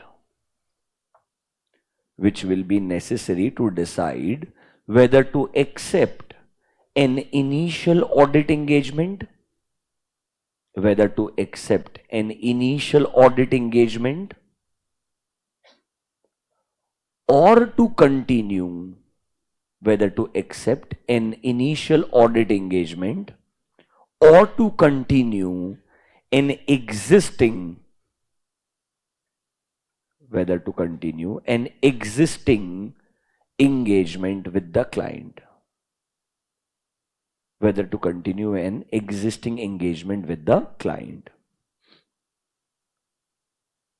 मतलब सिंपल है, आपको एक एनालिसिस करना है जिसमें आपको इंफॉर्मेशन मिलेगा जिसके बेसिस पे आप ये डिसाइड कर पाओगे क्या मैंने नया क्लाइंट एक्सेप्ट करना चाहिए. अगर ये नया क्लाइंट है और लेट्स से अगर ये नया क्लाइंट नहीं है, इसका हमने ऑलरेडी पहले भी ऑडिट किया है, तो इंफॉर्मेशन आपको हेल्प करेगा to decide should I continue और नॉट. उन्होंने एक्चुअली दोनों को स्प्लिट करना चाहिए but it's a common concept and the concept is called as acceptance and continuance. दोनों का सिचुएशन अलग अलग है बट इन डिस्कशन टर्म्स दोनों साथ साथ में डिस्कस किए जाते हैं. तो एग्जाम में क्वेश्चन पता है क्या आएगा? ये तो आपका जो आपने पॉइंट नंबर 1 लिखा है वही एग्जाम में आ जाएगा. ऐसा क्या इंफॉर्मेशन ऑब्टेन करना चाहिए जिससे आप डिसाइड कर पाओगे नया क्लाइंट एक्सेप्ट करना है कि नहीं करना है, या एग्जिस्टिंग क्लाइंट कंटिन्यू करना है कि नहीं करना है. ऐसा क्या इंफॉर्मेशन ऑब्टेन करोगे? Right down point number 2. Information may include the following. Information may include the following. Bullet point number 1. Integrity of principal owners. Integrity of principal owners or top level management. Integrity of principal owners or top level management. Integrity of principal owners or top level management. Bullet point number 2. Competence and capability competence and capability of engagement team members. Competence and capability of engagement team members, including availability of time and resources, including availability of time and resources. Bullet point number 3, compliance of ethical requirements, compliance of ethical requirements, including independence, compliance of ethical requirements, including independence, by engagement team members, by engagement team members. 1 minute spend कीजिए, तीनों bullet point को पढ़िए. ये तीनों के तीनों up to some extent acceptance के around है. Read first 3 bullet points. आपको सही में रेगुलर बैच स्टूडेंट्स कुछ याद नहीं आया क्या? ये पढ़ाया हुआ है ऐसे 300 के अंदर. प्रिलिमिनरी एंगेजमेंट एक्टिविटी करके कॉन्सेप्ट था, जहां पर 220 का रेफरेंस भी दिया था और बोला था ये चीज आगे 220 के अंदर आने वाला है. इट्स जस्ट दैट ये ज्यादा स्पेसिफिकली 220 में पूछा जाता है, इसलिए वापस से लिखवा रहा हूं, और कुछ भी नहीं है. चलो रिवाइज करो एक बार. सर, कोई भी नया क्लाइंट एक्सेप्ट करने से पहले जो उनके प्रिंसिपल ओनर से टॉप लेवल मैनेजमेंट है, उनका ऑनेस्टी, उनका मार्केट में रेपुटेशन कैसा है, ये आपको पता करना पड़ेगा. चलो सर, मैनेजमेंट का रेपुटेशन बढ़िया है, कंपनी के ओनर्स के बारे में कोई भी नेगेटिव चीजें नहीं है, तो सर क्या आपके पास में कॉम्पिटेंट टीम मेंबर्स है? क्या आपके पास में केपेबल टीम मेंबर्स है? हो सकता है कंपनी बहुत बढ़िया होगा, पर हो सकता है आपके पास में उस कंपनी का ऑडिट करने के लिए कॉम्पिटेंट टीम ही नहीं होगी. तो शायद the problem is not with the company, the problem with the availability of resources. तो सर पहले आप मैनेजमेंट को इवैल्यूएट करो, जिसका ऑडिट एक्सेप्ट करने वाले हो, उनका मार्केट में रेपुटेशन कैसा है. इसके अलावा हम उनके लास्ट 5 साल के नंबर्स भी निकालते हैं, हम उनके अगेंस्ट में कोई एलिगेशन है क्या ये भी पता करते हैं. मतलब कंपनी का पूरा बैकग्राउंड वेरिफिकेशन होता है. क्या होता है? पूरा बैकग्राउंड वेरिफिकेशन. इन्होंने तो बस एक स्टेटमेंट लिख दिया कि भाई प्रिंसिपल ओनर्स का इंटीग्रिटी चेक करना, but it's a background verification of all directors of the company, last 4-5 years of the company. ये होता है स्टेप नंबर 1. दूसरा चीज, चलो कंपनी का बैकग्राउंड वेरिफिकेशन किया, वहां प्रॉब्लम नहीं है. हो सकता है आपके पास में ही लोग अवेलेबल नहीं होंगे, आपके पास एक कॉम्पिटेंट टीम मेंबर्स नहीं होंगे. This can be your analysis number 2. तो पॉइंट नंबर 1 इंटू पढ़ के देखिए. नंबर 1 आप देख रहे हैं इंटीग्रिटी ऑफ मैनेजमेंट. दूसरे में आप देख रहे हैं क्या हमारे पास में कॉम्पिटेंट एंड केपेबल लोग हैं क्या, एंड क्या वो लोग अवेलेबल भी है क्या. सी, लोग होना एक चीज है. Let's say we have a dedicated senior manager जो इंश्योरेंस कंपनीज की ऑडिट करता है, बट क्या उनका खुद का अवेलेबिलिटी भी है क्या. पता चले एक पर्सन है बट वो टाइम डिवोट नहीं कर पाएगा बिकॉज वो ऑलरेडी प्री ऑक्यूपाइड हो सकता है. तो आपको पॉइंट नंबर 2 में देखना पड़ेगा हमारे पास में ये ऑडिट करने के लिए सही लोग हैं या नहीं. इस point number 1 and 2 clear to you. फिर सर वो सही लोग इंडिपेंडेंट भी होने चाहिए ना यार. तो पॉइंट नंबर 3 आपका रिपीटिशन है. नोट नंबर 2 में पढ़ के आए हो आप. नोट नंबर 2 में क्या पढ़ के आए हो? Compliance with independence ethical requirement. वही चीज नोट नंबर 3 में वापस सोच रहे हो कि भाई हमारे पास जो भी लोग हैं क्या वो टेंटेटिवली इंडिपेंडेंट एंड एथिकल है क्या. अगर हां तो ही हमने एक क्लाइंट एक्सेप्ट करने के बारे में सोचना चाहिए. क्या ना, इसे ये एक्सेप्टेंस एनालिसिस हो गया. पहले तीनों पॉइंट थोड़े समझ में आए क्या? पॉइंट नंबर 4 जो आप लिखोगे, it is around continuance. Right down bullet point number 4. Significant matters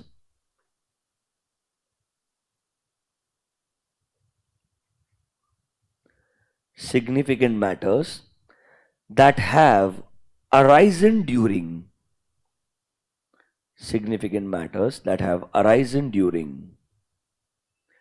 current or previous audit engagement.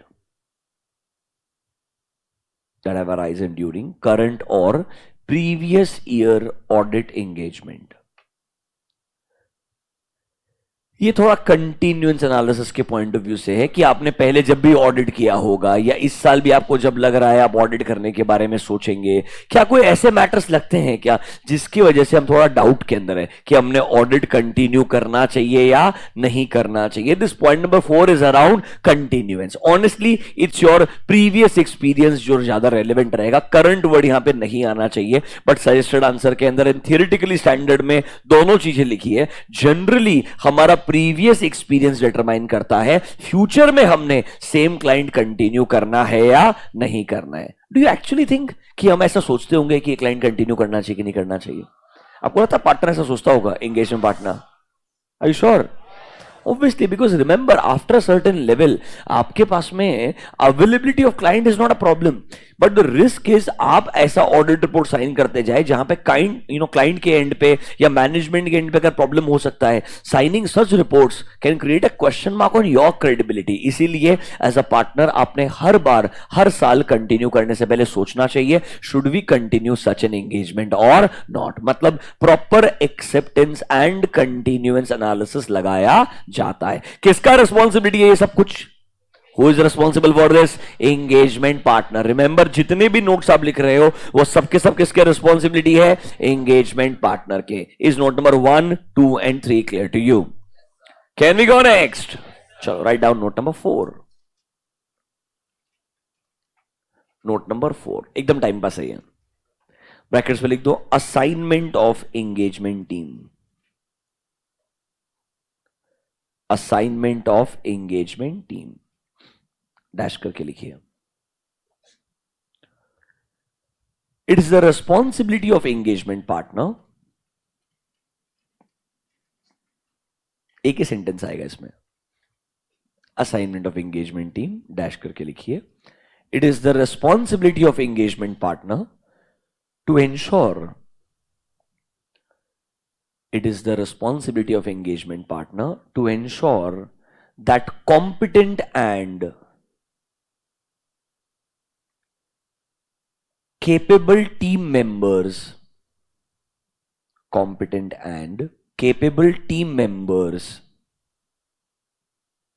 are assigned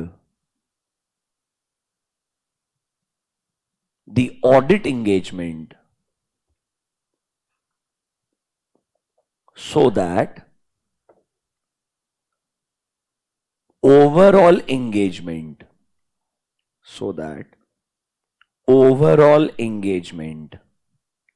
can be performed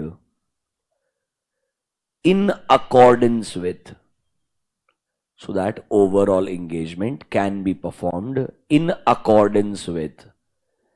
professional standards,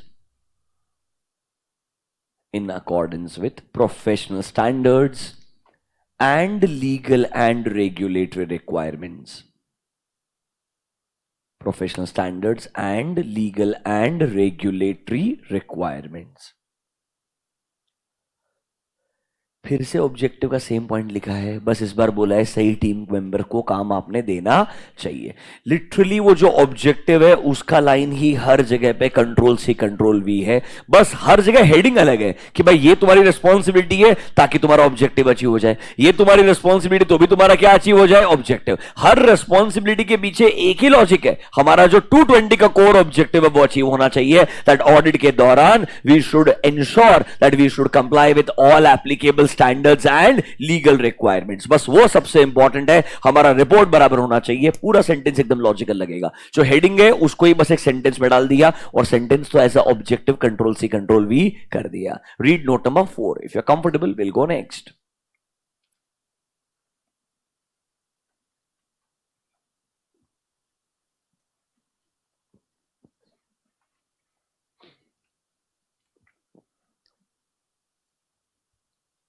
ठीक लग रहा है क्या?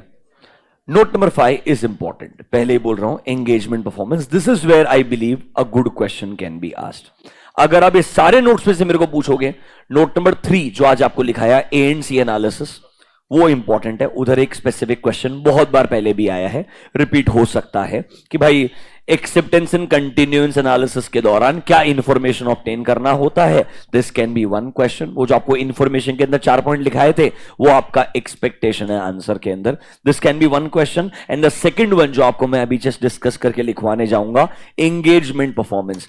ये दो सबसे इंपॉर्टेंट नोट्स हैं from essay 220. Right down note number 5. The brackets में हेडिंग लिखिए एंगेजमेंट परफॉर्मेंस. पहले आपको एक ओवरव्यू देता हूं, फिर आपको लिखवा के दे देंगे आंसर, डोंट वरी.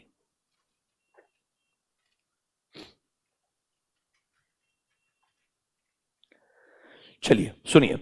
सर ये देखो हेडिंग क्या बोलता है, एंगेजमेंट का परफॉर्मेंस के लिए रिस्पॉन्सिबिलिटी किसका है? Engagement partner. ऑब्वियसली यार, मतलब ये पूरा ऑडिट ढंग से होना चाहिए, इसका रिस्पॉन्सिबिलिटी किसका? पार्टनर का रहेगा ना यार. उसमें बस अभी गाइडेंस देगा.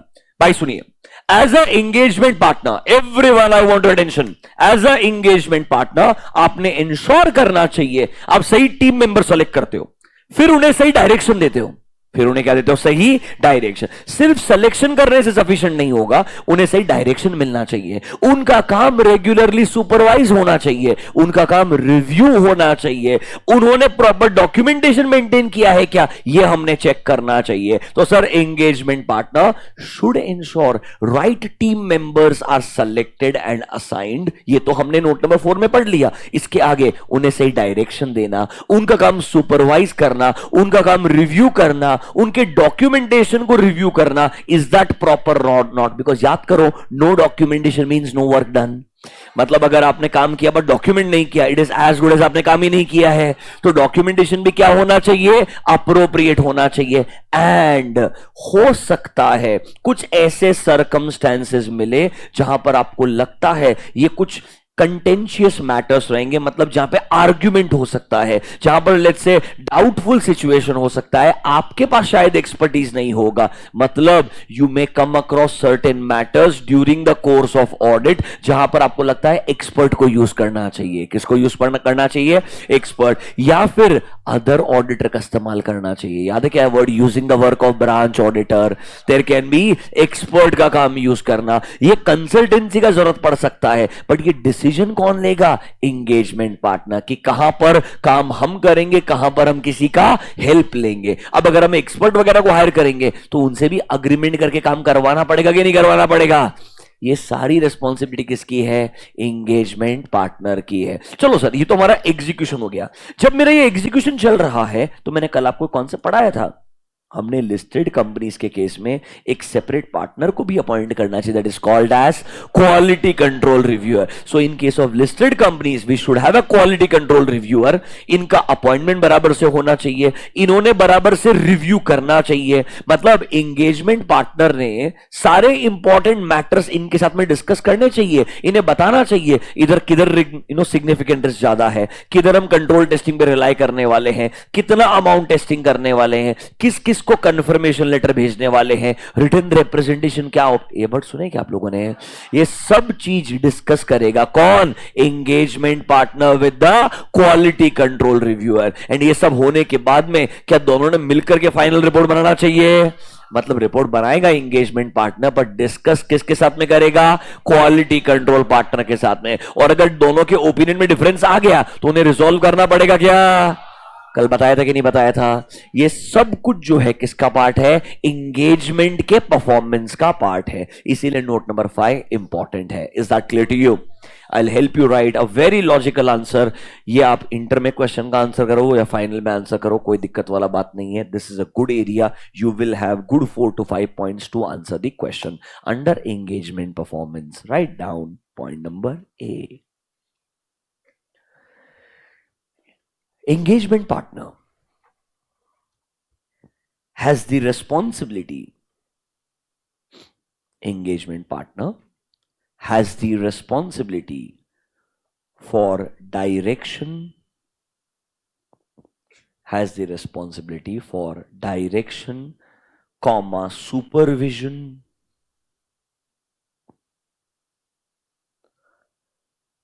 and review, so that audit engagement is performed. So that audit engagement is performed in accordance with, so that audit engagement is performed in accordance with dot dot dot किया तो भी चलेगा क्या? सेम चीज है. It should be in accordance with professional standards and legal and can I से objective repeat होने वाला है. बस इसमें नया वर्ड समझ रहे हैं ना. हमने सही डायरेक्शन देना चाहिए, उनका काम सुपरवाइज करना चाहिए, रिव्यू करना चाहिए, ताकि ओवरऑल एंगेजमेंट का परफॉर्मेंस कैसा होगा, इन कंप्लायंस विद स्टैंडर्ड्स होगा, in compliance with laws and regulation होगा. इस point number 1 clear to you? I am sure you are understanding. Dot dot dot का मतलब किधर जाने वाला है. अरे वही ऑब्जेक्टिव लिखना पड़ेगा यार. यस और no? Write down point number B. It is the responsibility of engagement partner. Point number B. It is the responsibility of engagement partner to review the audit documentation, to review the audit documentation before audit report is issued. To review audit documentation before audit report is issued. मतलब documentation को review करने का काम किसका है? Engagement. या जो लिख रहे हो हर चीज रिस्पॉन्सिबिलिटी किसकी है? एंगेजमेंट पार्टनर है. ये सब कुछ अगर वो करेगा ना तो ही ऑडिट का क्वालिटी बढ़िया होगा. ध्यान रखना मेरा बात, अदरवाइज ऑडिट का क्वालिटी अच्छा नहीं हो सकता है. इसीलिए सब रिस्पॉन्सिबिलिटी किसकी बना दी? एंगेजमेंट. अच्छा एक बात बताओ, हमने ओपिनियन किसके ऊपर देना है? फाइनेंशियल स्टेटमेंट्स पे. हमारे पास ओपिनियन के दो ही ऑप्शन है ना. या तो हम बोलेंगे financial statements are free from material statement, या हम बोलेंगे दे आर नॉट फ्री. याद आया क्या? तो can I say if I conclude financial statements are free from material statement, ये कंक्लूड करने के लिए क्या मेरे पास sufficient and appropriate audit evidence होना चाहिए? ये मैं चेक कैसे करूंगा? डॉक्यूमेंटेशन से पता चलेगा ना यार. माय डॉक्यूमेंटेशन शुड रिप्रेजेंट कि मैंने ऑब्टेन किया है क्या sir? Sufficient and appropriate audit evidence, and उसके बेसिस में क्या किया है? कंक्लूड किया है. लॉजिकल है कि नहीं है? हाँ या ना? पॉइंट नंबर 2 के अंदर फुल स्टॉप करके सेंटेंस कंटिन्यू कीजिए. पॉइंट नंबर 2 का सेंटेंस यहीं पे कंप्लीट हो गया है, बट स्टिल एक सेंटेंस को ऐड कर दीजिए. Engagement partner should ensure that sufficient and appropriate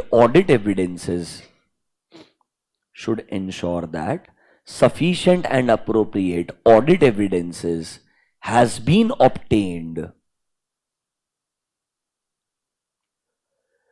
to support sufficient and appropriate audit evidences has been obtained to support the conclusions reached and opinion issued in audit report. To support the conclusions reached and opinion issued in audit report. अब सोचो, आपने audit report में modified opinion दिया है, तो आपके documentation में पता चलना चाहिए ना कि मॉडिफाइड क्यों दिया है. अगर आपको गलतियां मिलेगी तभी तो मॉडिफाइड दोगे ना यार. So your documentation should show that there are material misstatements. If you are giving a clean opinion तो डॉक्यूमेंटेशन ने सपोर्ट करना चाहिए that there are no material misstatements. So whatever you conclude, whatever report you give, it should be supported by your audit documentation. ये कौन ensure करेगा? Engagement partner. Is responsibility A and B clear to you? Write down point number C. Engagement partner is also responsible. Engagement partner is also responsible for undertaking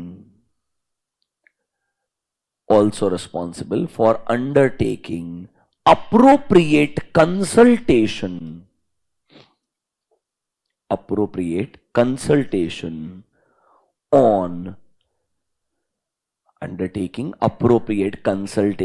on difficult or contentious matters. For example, he may consider, for example, he may consider use of auditor's expert. For example, he may consider use of auditor's expert in case of certain pending litigations. Use of auditor's expert in case of certain pending litigations. बढ़िया logical लगता है क्या? Contentious matters मतलब वो matters होते हैं जहां पे आर्ग्यूमेंट हो सकता है, जहां पे एक सिंपल कंक्लूजन ड्रॉ करना आसान नहीं होगा. आपको लगता है यहां पर सर डाउटफुल सिचुएशन है, मे बी आपके पास में रिक्वायर्ड एक्सपर्टीज नहीं है, can you go and hire for an expert also? Yes. मतलब ये सब रिस्पॉन्सिबिलिटी किसका है? एंगेजमेंट पार्टनर का है. क्या आपको तीनों रिस्पॉन्सिबिलिटी समझ में आया क्या? नोट नंबर 5 में फर्स्ट 3 पॉइंट्स को वापस से रिवाइज कीजिए. नंबर 4 एंड 5 का दुनिया एकदम अलग है. जो आपको मैंने कल पढ़ाया था वही वाला है, क्वालिटी कंट्रोल रिव्यू वाला कॉन्सेप्ट आएगा. और फर्स्ट 3 पॉइंट्स रिवाइज कीजिए. Note number 5.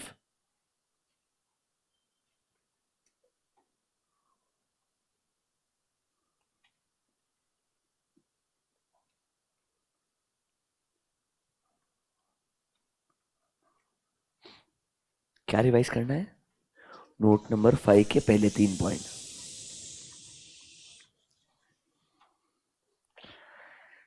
क्या टाइम आ गया यार.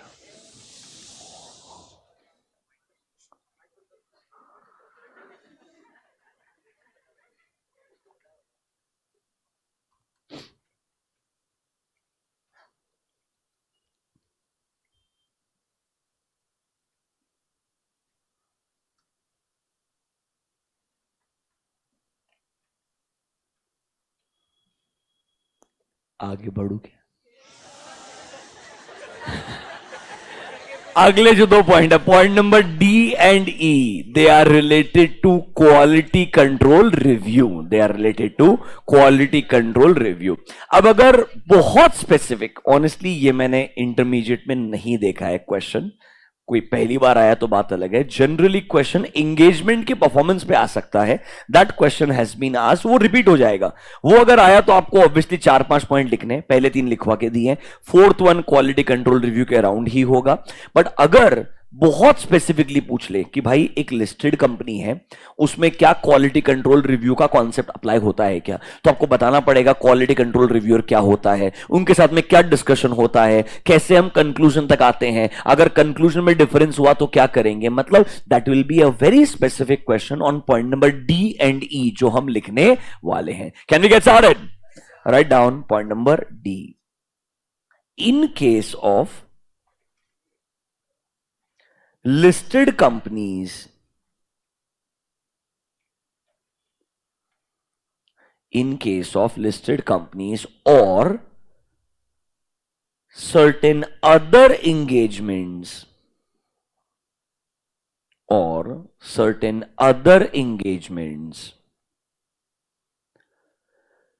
for which firm may determine, a firm may determine that a quality control review, for which firm may determine that a quality control review is required, that a quality control review is required, then for such engagements,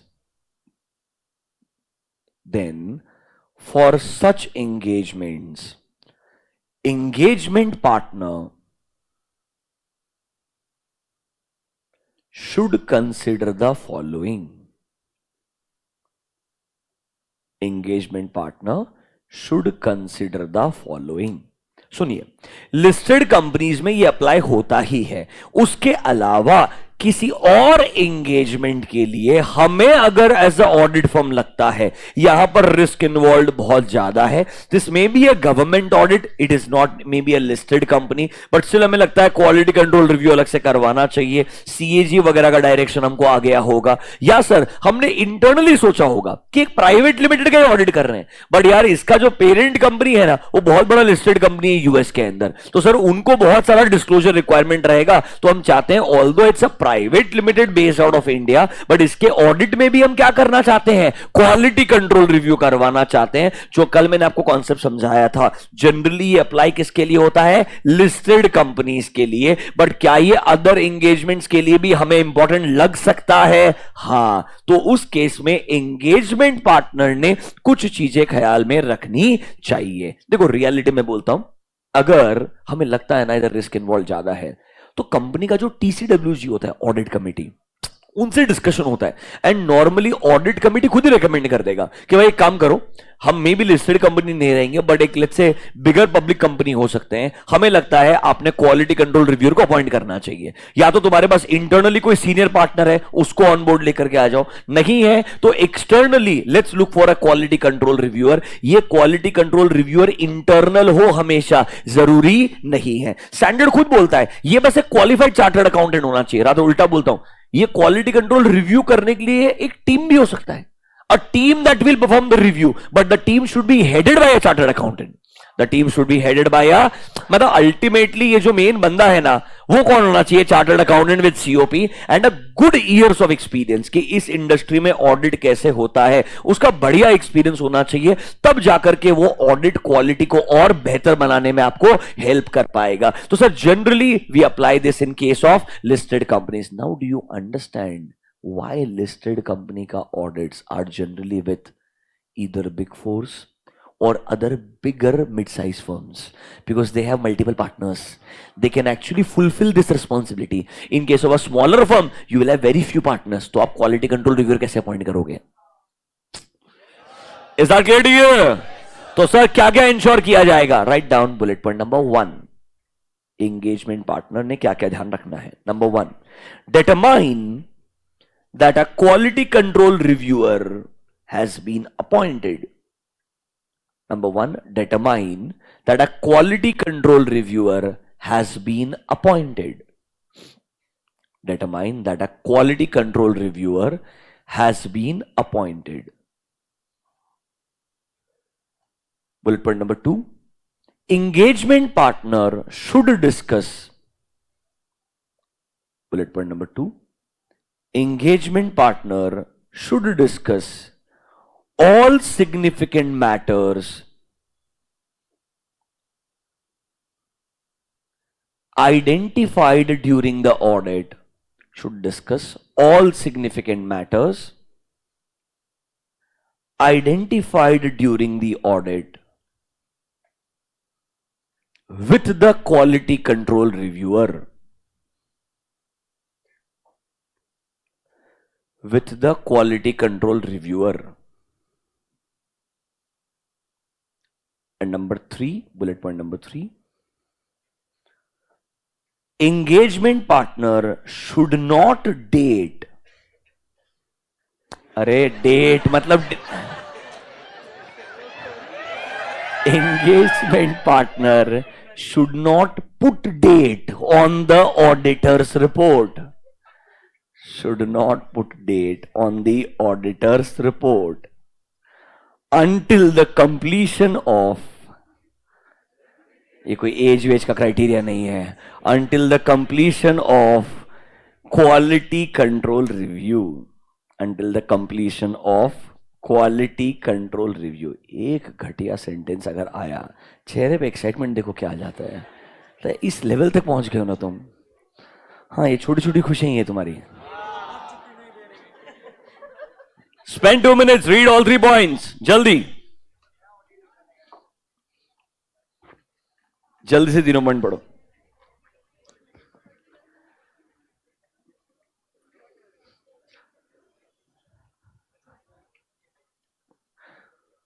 वाह वाह वाह वाह, बच्चे का interpretation. Sir I thought engagement partner should not date the quality control reviewer.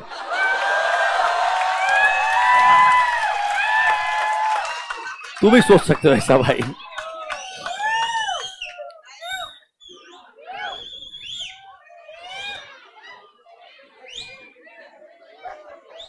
तुम पढ़ो sentence. वैसे भी जो तुम चीजें पढ़ रहे हो कोई डेट करना चाहेगा नहीं तुमको। इतना बुरा चीजें पढ़ो तो इतना बोरिंग बोरिंग लाइफ है तुम्हारा यार। चलो पढ़ो, 2 मिनट टाइम इन्वेस्ट करो। चलो, रीड दीज 3 पॉइंट्स।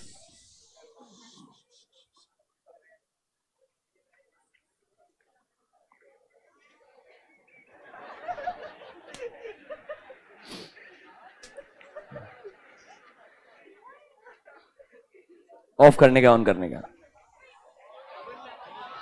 मेरे को अभी तुमसे एक डाउट है, आगे इंडिपेंडेंस आने वाला है। I will have doubts, I ask you, don't worry. तुम्हें मेरे को अच्छा से गाइडेंस दे सकते हो।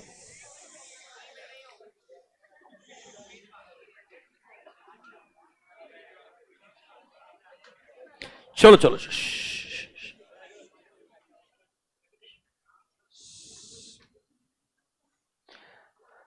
सिंपल चीज है सर। अगर क्वालिटी कंट्रोल रिव्यू एप्लीकेबल है तो एंगेजमेंट पार्टनर ने इंश्योर करना चाहिए कि भाई उस एंगेजमेंट के लिए क्वालिटी कंट्रोल रिव्यूअर बराबर से अपॉइंट किया गया है। प्लीज ये मत समझना कि engagement partner will appoint the reviewer. The appointment will be by the TCWG, that is audit committee. I'm telling you, it is not given in the standard. I'm telling you the practical relevance. It is generally appointed with the recommendation of committee. Engagement partner recommendation देता है कि हमारे firm में senior partners ये हैं, इनमें से हमें नहीं लगता किसी का भी कोई इंडिपेंडेंस कॉन्फ्लिक्ट है, हम इनको रेकमेंड करेंगे। फिर अगर TCWG कंफर्म करता है तो क्वालिटी कंट्रोल रिव्यूअर का अपॉइंटमेंट किया जाता है। बट सर इंपॉर्टेंट ये है, एंगेजमेंट पार्टनर ने उनके साइड से इंश्योर करना चाहिए जितने भी इंपॉर्टेंट मैटर्स हैं जो उन्हें ऑडिट के दौरान मिले हैं वो डिस्कस होना चाहिए क्वालिटी कंट्रोल रिव्यूअर के साथ में, ताकि उन्हें अवेयरनेस रहे कि एग्जैक्टली ऑडिट में प्लानिंग से लेके एग्जीक्यूशन तक क्या क्या सिग्निफिकेंट चीजों को आइडेंटिफाई किया गया है। एंड इसके बाद में सबसे इंपॉर्टेंट चीज, मैंने अपना ऑडिट रिपोर्ट कंप्लीट नहीं करना चाहिए जब तक उनका रिव्यू कंप्लीट नहीं होता है। मतलब सुनो, ये रिव्यू ऑडिट के पहले कंप्लीट होगा, फिर ऑडिट रिपोर्ट बनाया जाएगा और फिर रिपोर्ट दिया जाएगा। एक और रिव्यू होता है बच्चों, वो आईसीएआई करवाता है through a peer review board. क्या बोलते हैं उसको? Peer review by ICAI. वो होता है ऑडिट होने के बाद में, वो होता है ऑडिट होने के बाद में। ये इंटरनली एक तरीके से क्वालिटी कंट्रोल ऑडिट का ही पार्ट है। किसका पार्ट है? ऑडिट का ही पार्ट है। मतलब ये प्रोसेस खत्म होगा, इसके बाद ही ऑडिट रिपोर्ट बना के दिया जाएगा। कंफ्यूज मत होना, ये आईसीएआई का पीयर रिव्यू नहीं है, ये इंटरनल कंट्रोल जैसे हमने क्वालिटी रिव्यू बना दिया है, जिसकी वजह से हमारा ऑडिट का क्वालिटी और बेहतर हो सकता है। एक्सटर्नल रिव्यू आईसीआई करवाएगा through a peer review board. Is that clear to you? Write down point number E. आपने A B C D 4 point लिख दिए हैं। 4th पॉइंट के अंदर 3 बुलेट पॉइंट से they are done. Right, write down point number E. If there is a difference of opinion, if there is a difference of opinion, if there is a difference of opinion between engagement partner and quality control reviewer, between engagement partner and quality control reviewer, or within the engagement team, or within the engagement team,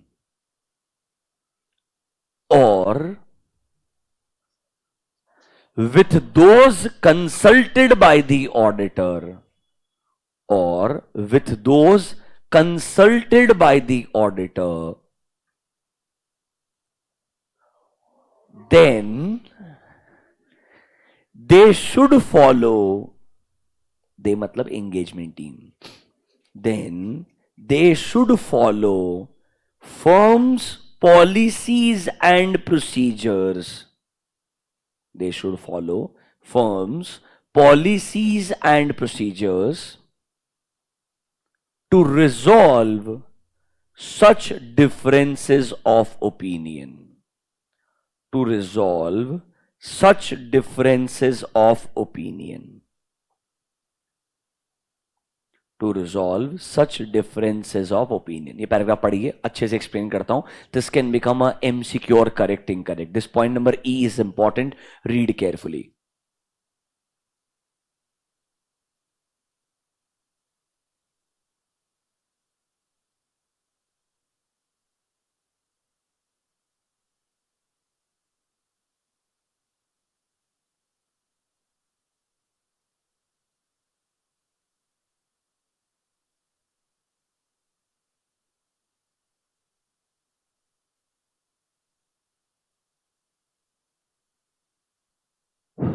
मतलब there can be difference of opinion between engagement partner and quality control reviewer, या team members के अंदर भी inconsistency हो सकता है कि भाई इस मैटर में हमने मॉडिफिकेशन के बारे में सोचना चाहिए कि नहीं सोचना चाहिए, या सर हो सकता है हमने किसी कंसल्ट वगैरह से एक्सपर्ट किया होगा, उनका पॉइंट ऑफ व्यू कुछ और रहेगा, हमारा इंटरप्रिटेशन कुछ और। किसी भी तरीके का अगर डिफरेंस ऑफ ओपिनियन है, बात समझिए, ऑडिटर एक ही है, रिपोर्ट एक ही आएगा। मतलब ये डिफरेंस ऑफ ओपिनियन को क्या करना पड़ेगा, रिजॉल्व करना पड़ेगा। इसके लिए जो आपके फर्म के पॉलिसीज है, as a audit firm normally आप लोग क्या स्टैंड लेते हो ऐसे सर्कमस्टेंसेस में, always go ahead with that decision and try to conclude the differences. You can not take this differences ahead, और आपने ऐसा अलग अलग ओपिनियन देने के बारे में नहीं सोचना चाहिए। आपका ओपिनियन, आपका कंक्लूजन एक ही होना चाहिए। Is engagement performance clear to you? This note number 5 was very very important. हर एक चीज समझना चाहिए। एक काम करना, जो लास्ट दो पॉइंट लिखे हैं आपने, पॉइंट नंबर डी एंड ई, अरे लास्ट दो पॉइंट जो आपने लिखे हैं डी एंड ई, उन दोनों को मार्क करके लिख दो, related to quality control review, related to quality control review, they are related to quality control review. ये पता होना चाहिए, they are specifically only and only for quality control review. So इन दोनों पॉइंट पे भी स्पेसिफिक क्वेश्चन आ सकता है। Is that clear to you? अब आखिरी पॉइंट बाकी है फॉर्मेलिटी के लिए। ऑनेस्टली 220 वैसे खत्म हो गया है। The last note is called as monitoring. देखो आपस से नोटिस करो शांति से, 220 का मेन ऑब्जेक्टिव क्या था? आई नो तुम्हें पता चल चुका है, फिर भी सुन लीजिए। 220 का एक ही ऑब्जेक्टिव था, हम चाहते हैं ऐसे क्वालिटी कंट्रोल प्रोसीजर्स लगाएं कि हमारा हर audit engagement should comply with all professional standards, all applicable laws and regulation. और हमारा रिपोर्ट कैसा होना चाहिए? It should be appropriate in the circumstances. मतलब हमारा रिपोर्ट खराब नहीं होना चाहिए, गलत ओपिनियन नहीं होना चाहिए। सर कैन आई से, इसके लिए हमने मेजर रिस्पॉन्सिबिलिटीज दिया है। किसको रिस्पॉन्सिबिलिटी दिया है? एंगेजमेंट पार्टनर को। सर आप एज अ लीडर इंश्योर करें पूरे एंगेजमेंट के लिए क्वालिटी कंट्रोल पॉलिसीज बनाओ, सही टीम मेंबर्स को सेलेक्ट करके असाइन करो, team members independent and ethical है कि नहीं है ये चेक करो, उन्हें बराबर से डायरेक्शन दो, गाइडेंस दो, उनके डॉक्यूमेंटेशन को रिव्यू करो, जिधर रिक्वायर्ड है एक्सपर्ट के काम को यूज करो, and if it is applicable quality control review भी करवाओ। क्या ना, इसे सब कुछ मर्ज करके एक मस्त 5-6 पॉइंट में भी क्लोज हो सकता है। ये आपको अलग अलग नोट लिखवाने के पीछे ऑब्जेक्टिव है, क्योंकि आईसीआई इधर स्पेसिफिक क्वेश्चन पूछेगा, समझा क्या? वरना ऐसा मैं कभी लिखाता ही नहीं। मस्त 6 पॉइंट लिखा था मेरे हिसाब से और ऐसे 220 उड़ा देता। लास्ट बैच तक वही करता था, नहीं उसके लास्ट तक, हाँ मैं कभी तो करता था ऐसा, बिकॉज तब तक इतना डिटेल में 220 इंटरमीडिएट में मुझे उम्मीद नहीं था आ जाएगा। आई एम ग्लैड आ गया है, तो हम आगे बढ़ेंगे। Can we go to the last one? जाइए, note number 6, monitoring. Time pass है एकदम। Note number 6, monitoring.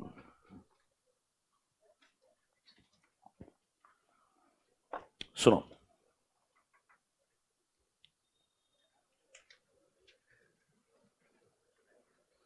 ये जो आपका नोट नंबर 1 से लेके 5 तक, कहना इसे सब कुछ क्या था? Responsibility of engagement partner, yes और नो? तो सर इन्होंने क्या बोला है? एज अ एंगेजमेंट पार्टनर सारे नोट में जो रिस्पॉन्सिबिलिटी दिया है, मतलब सही टीम को असाइन करना, उनका इंडिपेंडेंस एथिकल रिक्वायरमेंट चेक करना, A&C एनालिसिस करना, एंगेजमेंट का परफॉर्मेंस बराबर से होना, ये सब किसने इंश्योर किया है? एंगेजमेंट पार्टनर ने। तो सर एंगेजमेंट पार्टनर ने लास्ट में ये मॉनिटर भी करना चाहिए कि ये सब बराबर से हुआ है क्या। क्या करना चाहिए, मॉनिटर भी करना चाहिए कि ऊपर जो जो चाहिए थी वो सब बराबर से हुई है क्या। मतलब बेसिकली जो हमने कंट्रोल लगाए थे कि ऊपर वाले नोट में जो जो बोला सब होना चाहिए, क्या वो कंट्रोल ढंग से काम कर रहे थे क्या। मतलब अब आप इस लेवल पे आ गए हो कि आप ऑडिट फर्म के इंटरनल कंट्रोल का बात कर रहे हो। वापस से, बिजनेस में इंटरनल कंट्रोल होता ही है।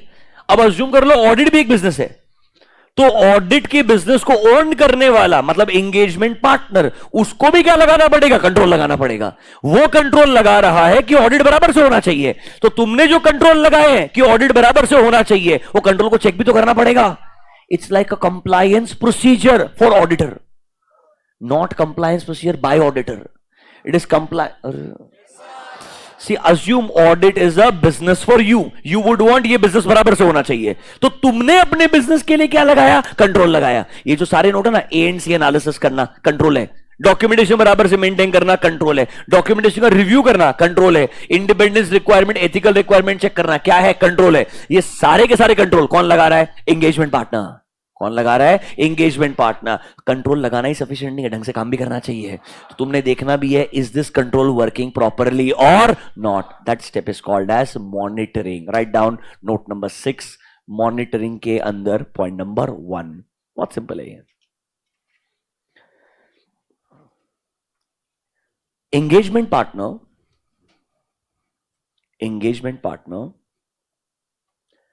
should evaluate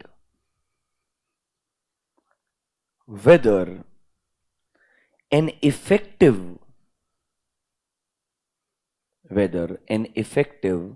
system of quality control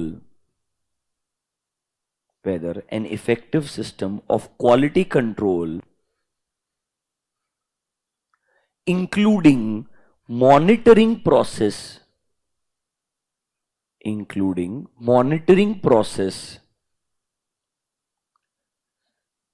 is designed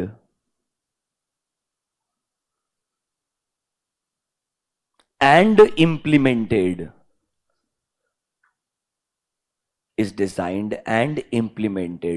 to achieve the objective of SA 220. Designed and implemented to achieve the objective of SA 220. Objective क्या है वो तो पॉइंट नंबर 1 में पढ़ चुके हो आप। हमारा ऑडिट बराबर से होना चाहिए, रिपोर्ट क्या होना चाहिए, मतलब सुनिए, हमने देखना है क्या तुम्हारे पूरे फर्म में एक अच्छा सिस्टम ऑफ क्वालिटी कंट्रोल होना चाहिए। उस सिस्टम में मॉनिटरिंग वाला स्टेप भी आना चाहिए। कौन सा स्टेप आना चाहिए, मॉनिटरिंग। मतलब आपने बोला ये प्रोसेस है, हमने ये प्रोसेस फॉलो करना चाहिए, तो आपने ये भी देखना चाहिए क्या ये प्रोसेस फॉलो होता है क्या। देखो, एक होता है कंट्रोल को डिजाइन करना, एक होता है कंट्रोल को इंप्लीमेंट करना, एंड तीसरा होता है मॉनिटर करना। There are 3 steps. One is called as design, second is called as implement, and the last one is called as monitoring. हर कंट्रोल में ये 3 स्टेप हमेशा आते हैं। तो सर कंट्रोल का डिजाइन बराबर होना चाहिए, ये हम पहले चेक करते हैं, क्योंकि इस बार तो कंट्रोल लगाने वाला ऑडिट फर्म का पार्टनर खुद ही है।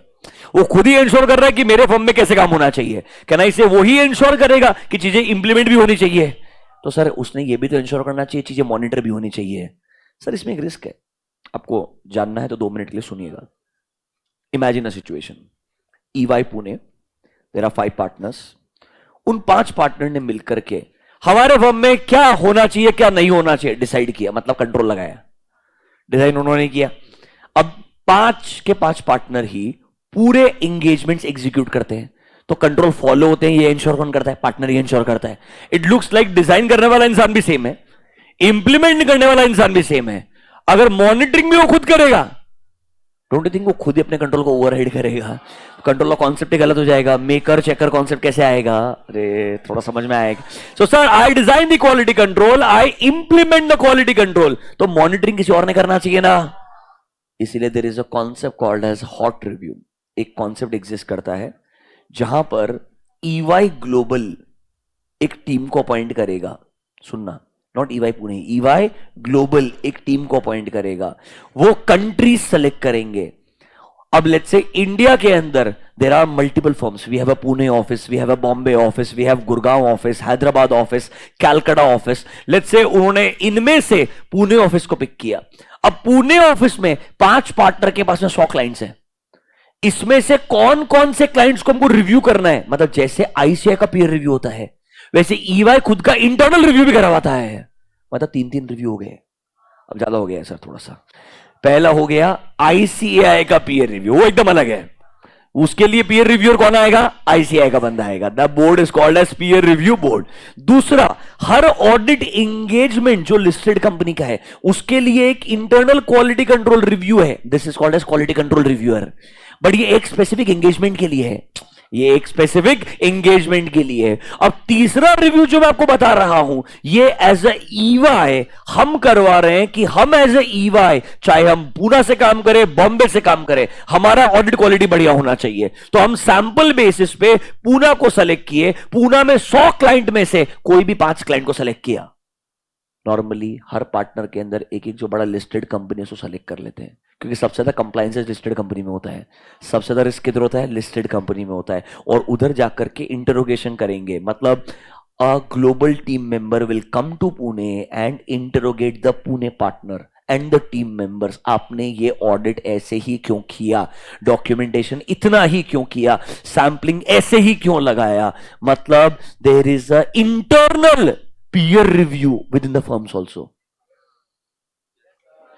तब होगा ना मॉनिटरिंग, तभी जाके तो मॉनिटरिंग होगा। वरना पता चलेगा हम ही कंट्रोल बनाएंगे, हम ही उन्हें इंप्लीमेंट करेंगे और हम ही मॉनिटर कर लेंगे, सब बढ़िया है। Did you understand what I just said? So I explained you in reality what the process is. This is possible only in case of bigger firms who have a global presence. In smaller firms जो partner है वो खुद ही क्या कर लेंगे? Monitoring करेंगे और कोई ऑप्शन नहीं होता है। Can we get started? Continue करें क्या? चलो आ जाओ। मॉनिटरिंग के अंदर पॉइंट नंबर 1 पढ़ के देखो जरा, समझता है क्या।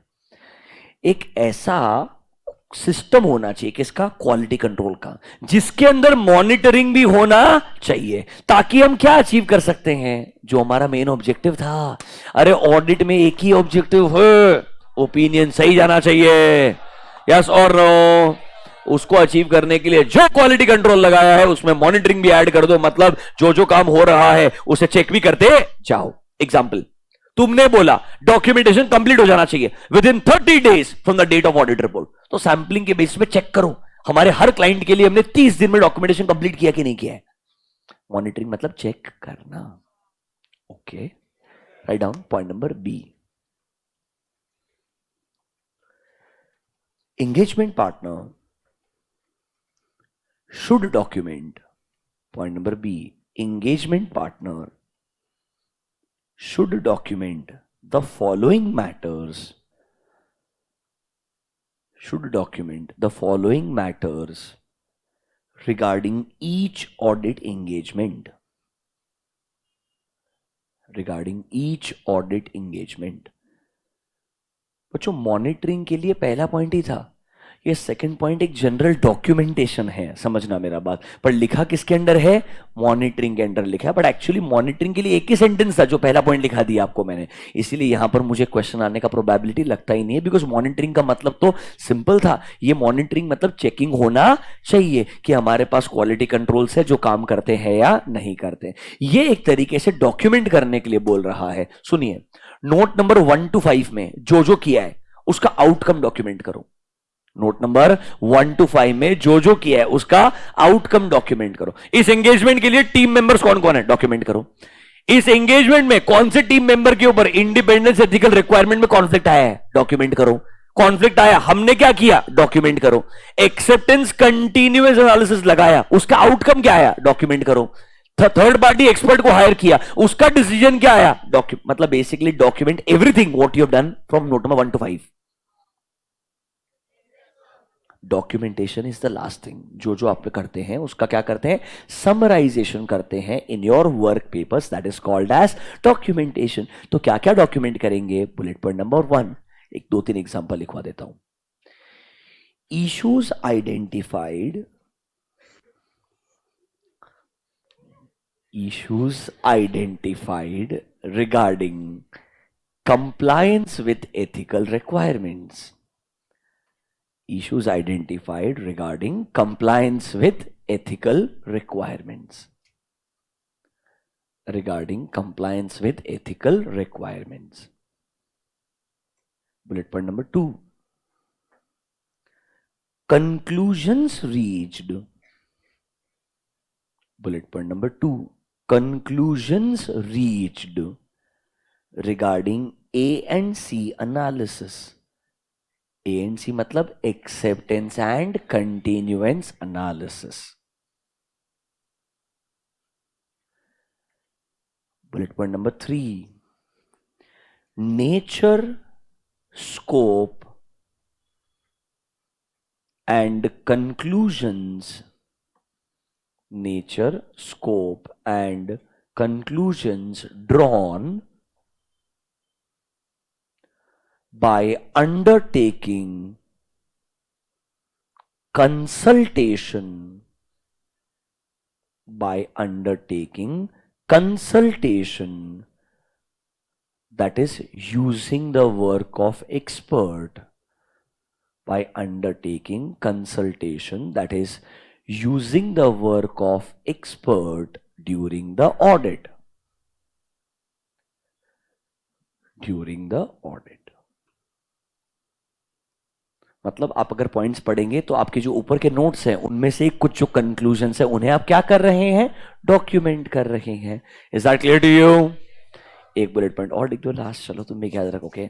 ये एथिकल रिक्वायरमेंट का issues related to independence requirements. Bullet point number 4.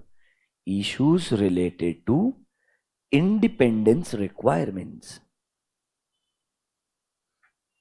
If any. मतलब हर बार कोई इशू मिलेगा जरूरी नहीं है, क्रिएट करने के लिए मत जाना फालतू में. If any. Is that clear to you? This marks the end of SA 220. आपको हर एक चीज क्वालिटी कंट्रोल रिलेटेड अच्छे से बताया है. मेरे को लगता है इस ऐसे पे बढ़िया क्वेश्चन इंटर में आ सकता है. That's why you need to be very very careful. अभी गुड. 3 चीज याद रखना. ऑब्जेक्टिव ऑफ ऐसे 220 जो पॉइंट नंबर 1 में लिखवाया था. This objective is very very important. Objective of SA 220 is very very important. Note number 3 that is ANC analysis. उसमें क्या इंफॉर्मेशन ऑब्टेन करते हो इज वेरी वेरी इंपॉर्टेंट.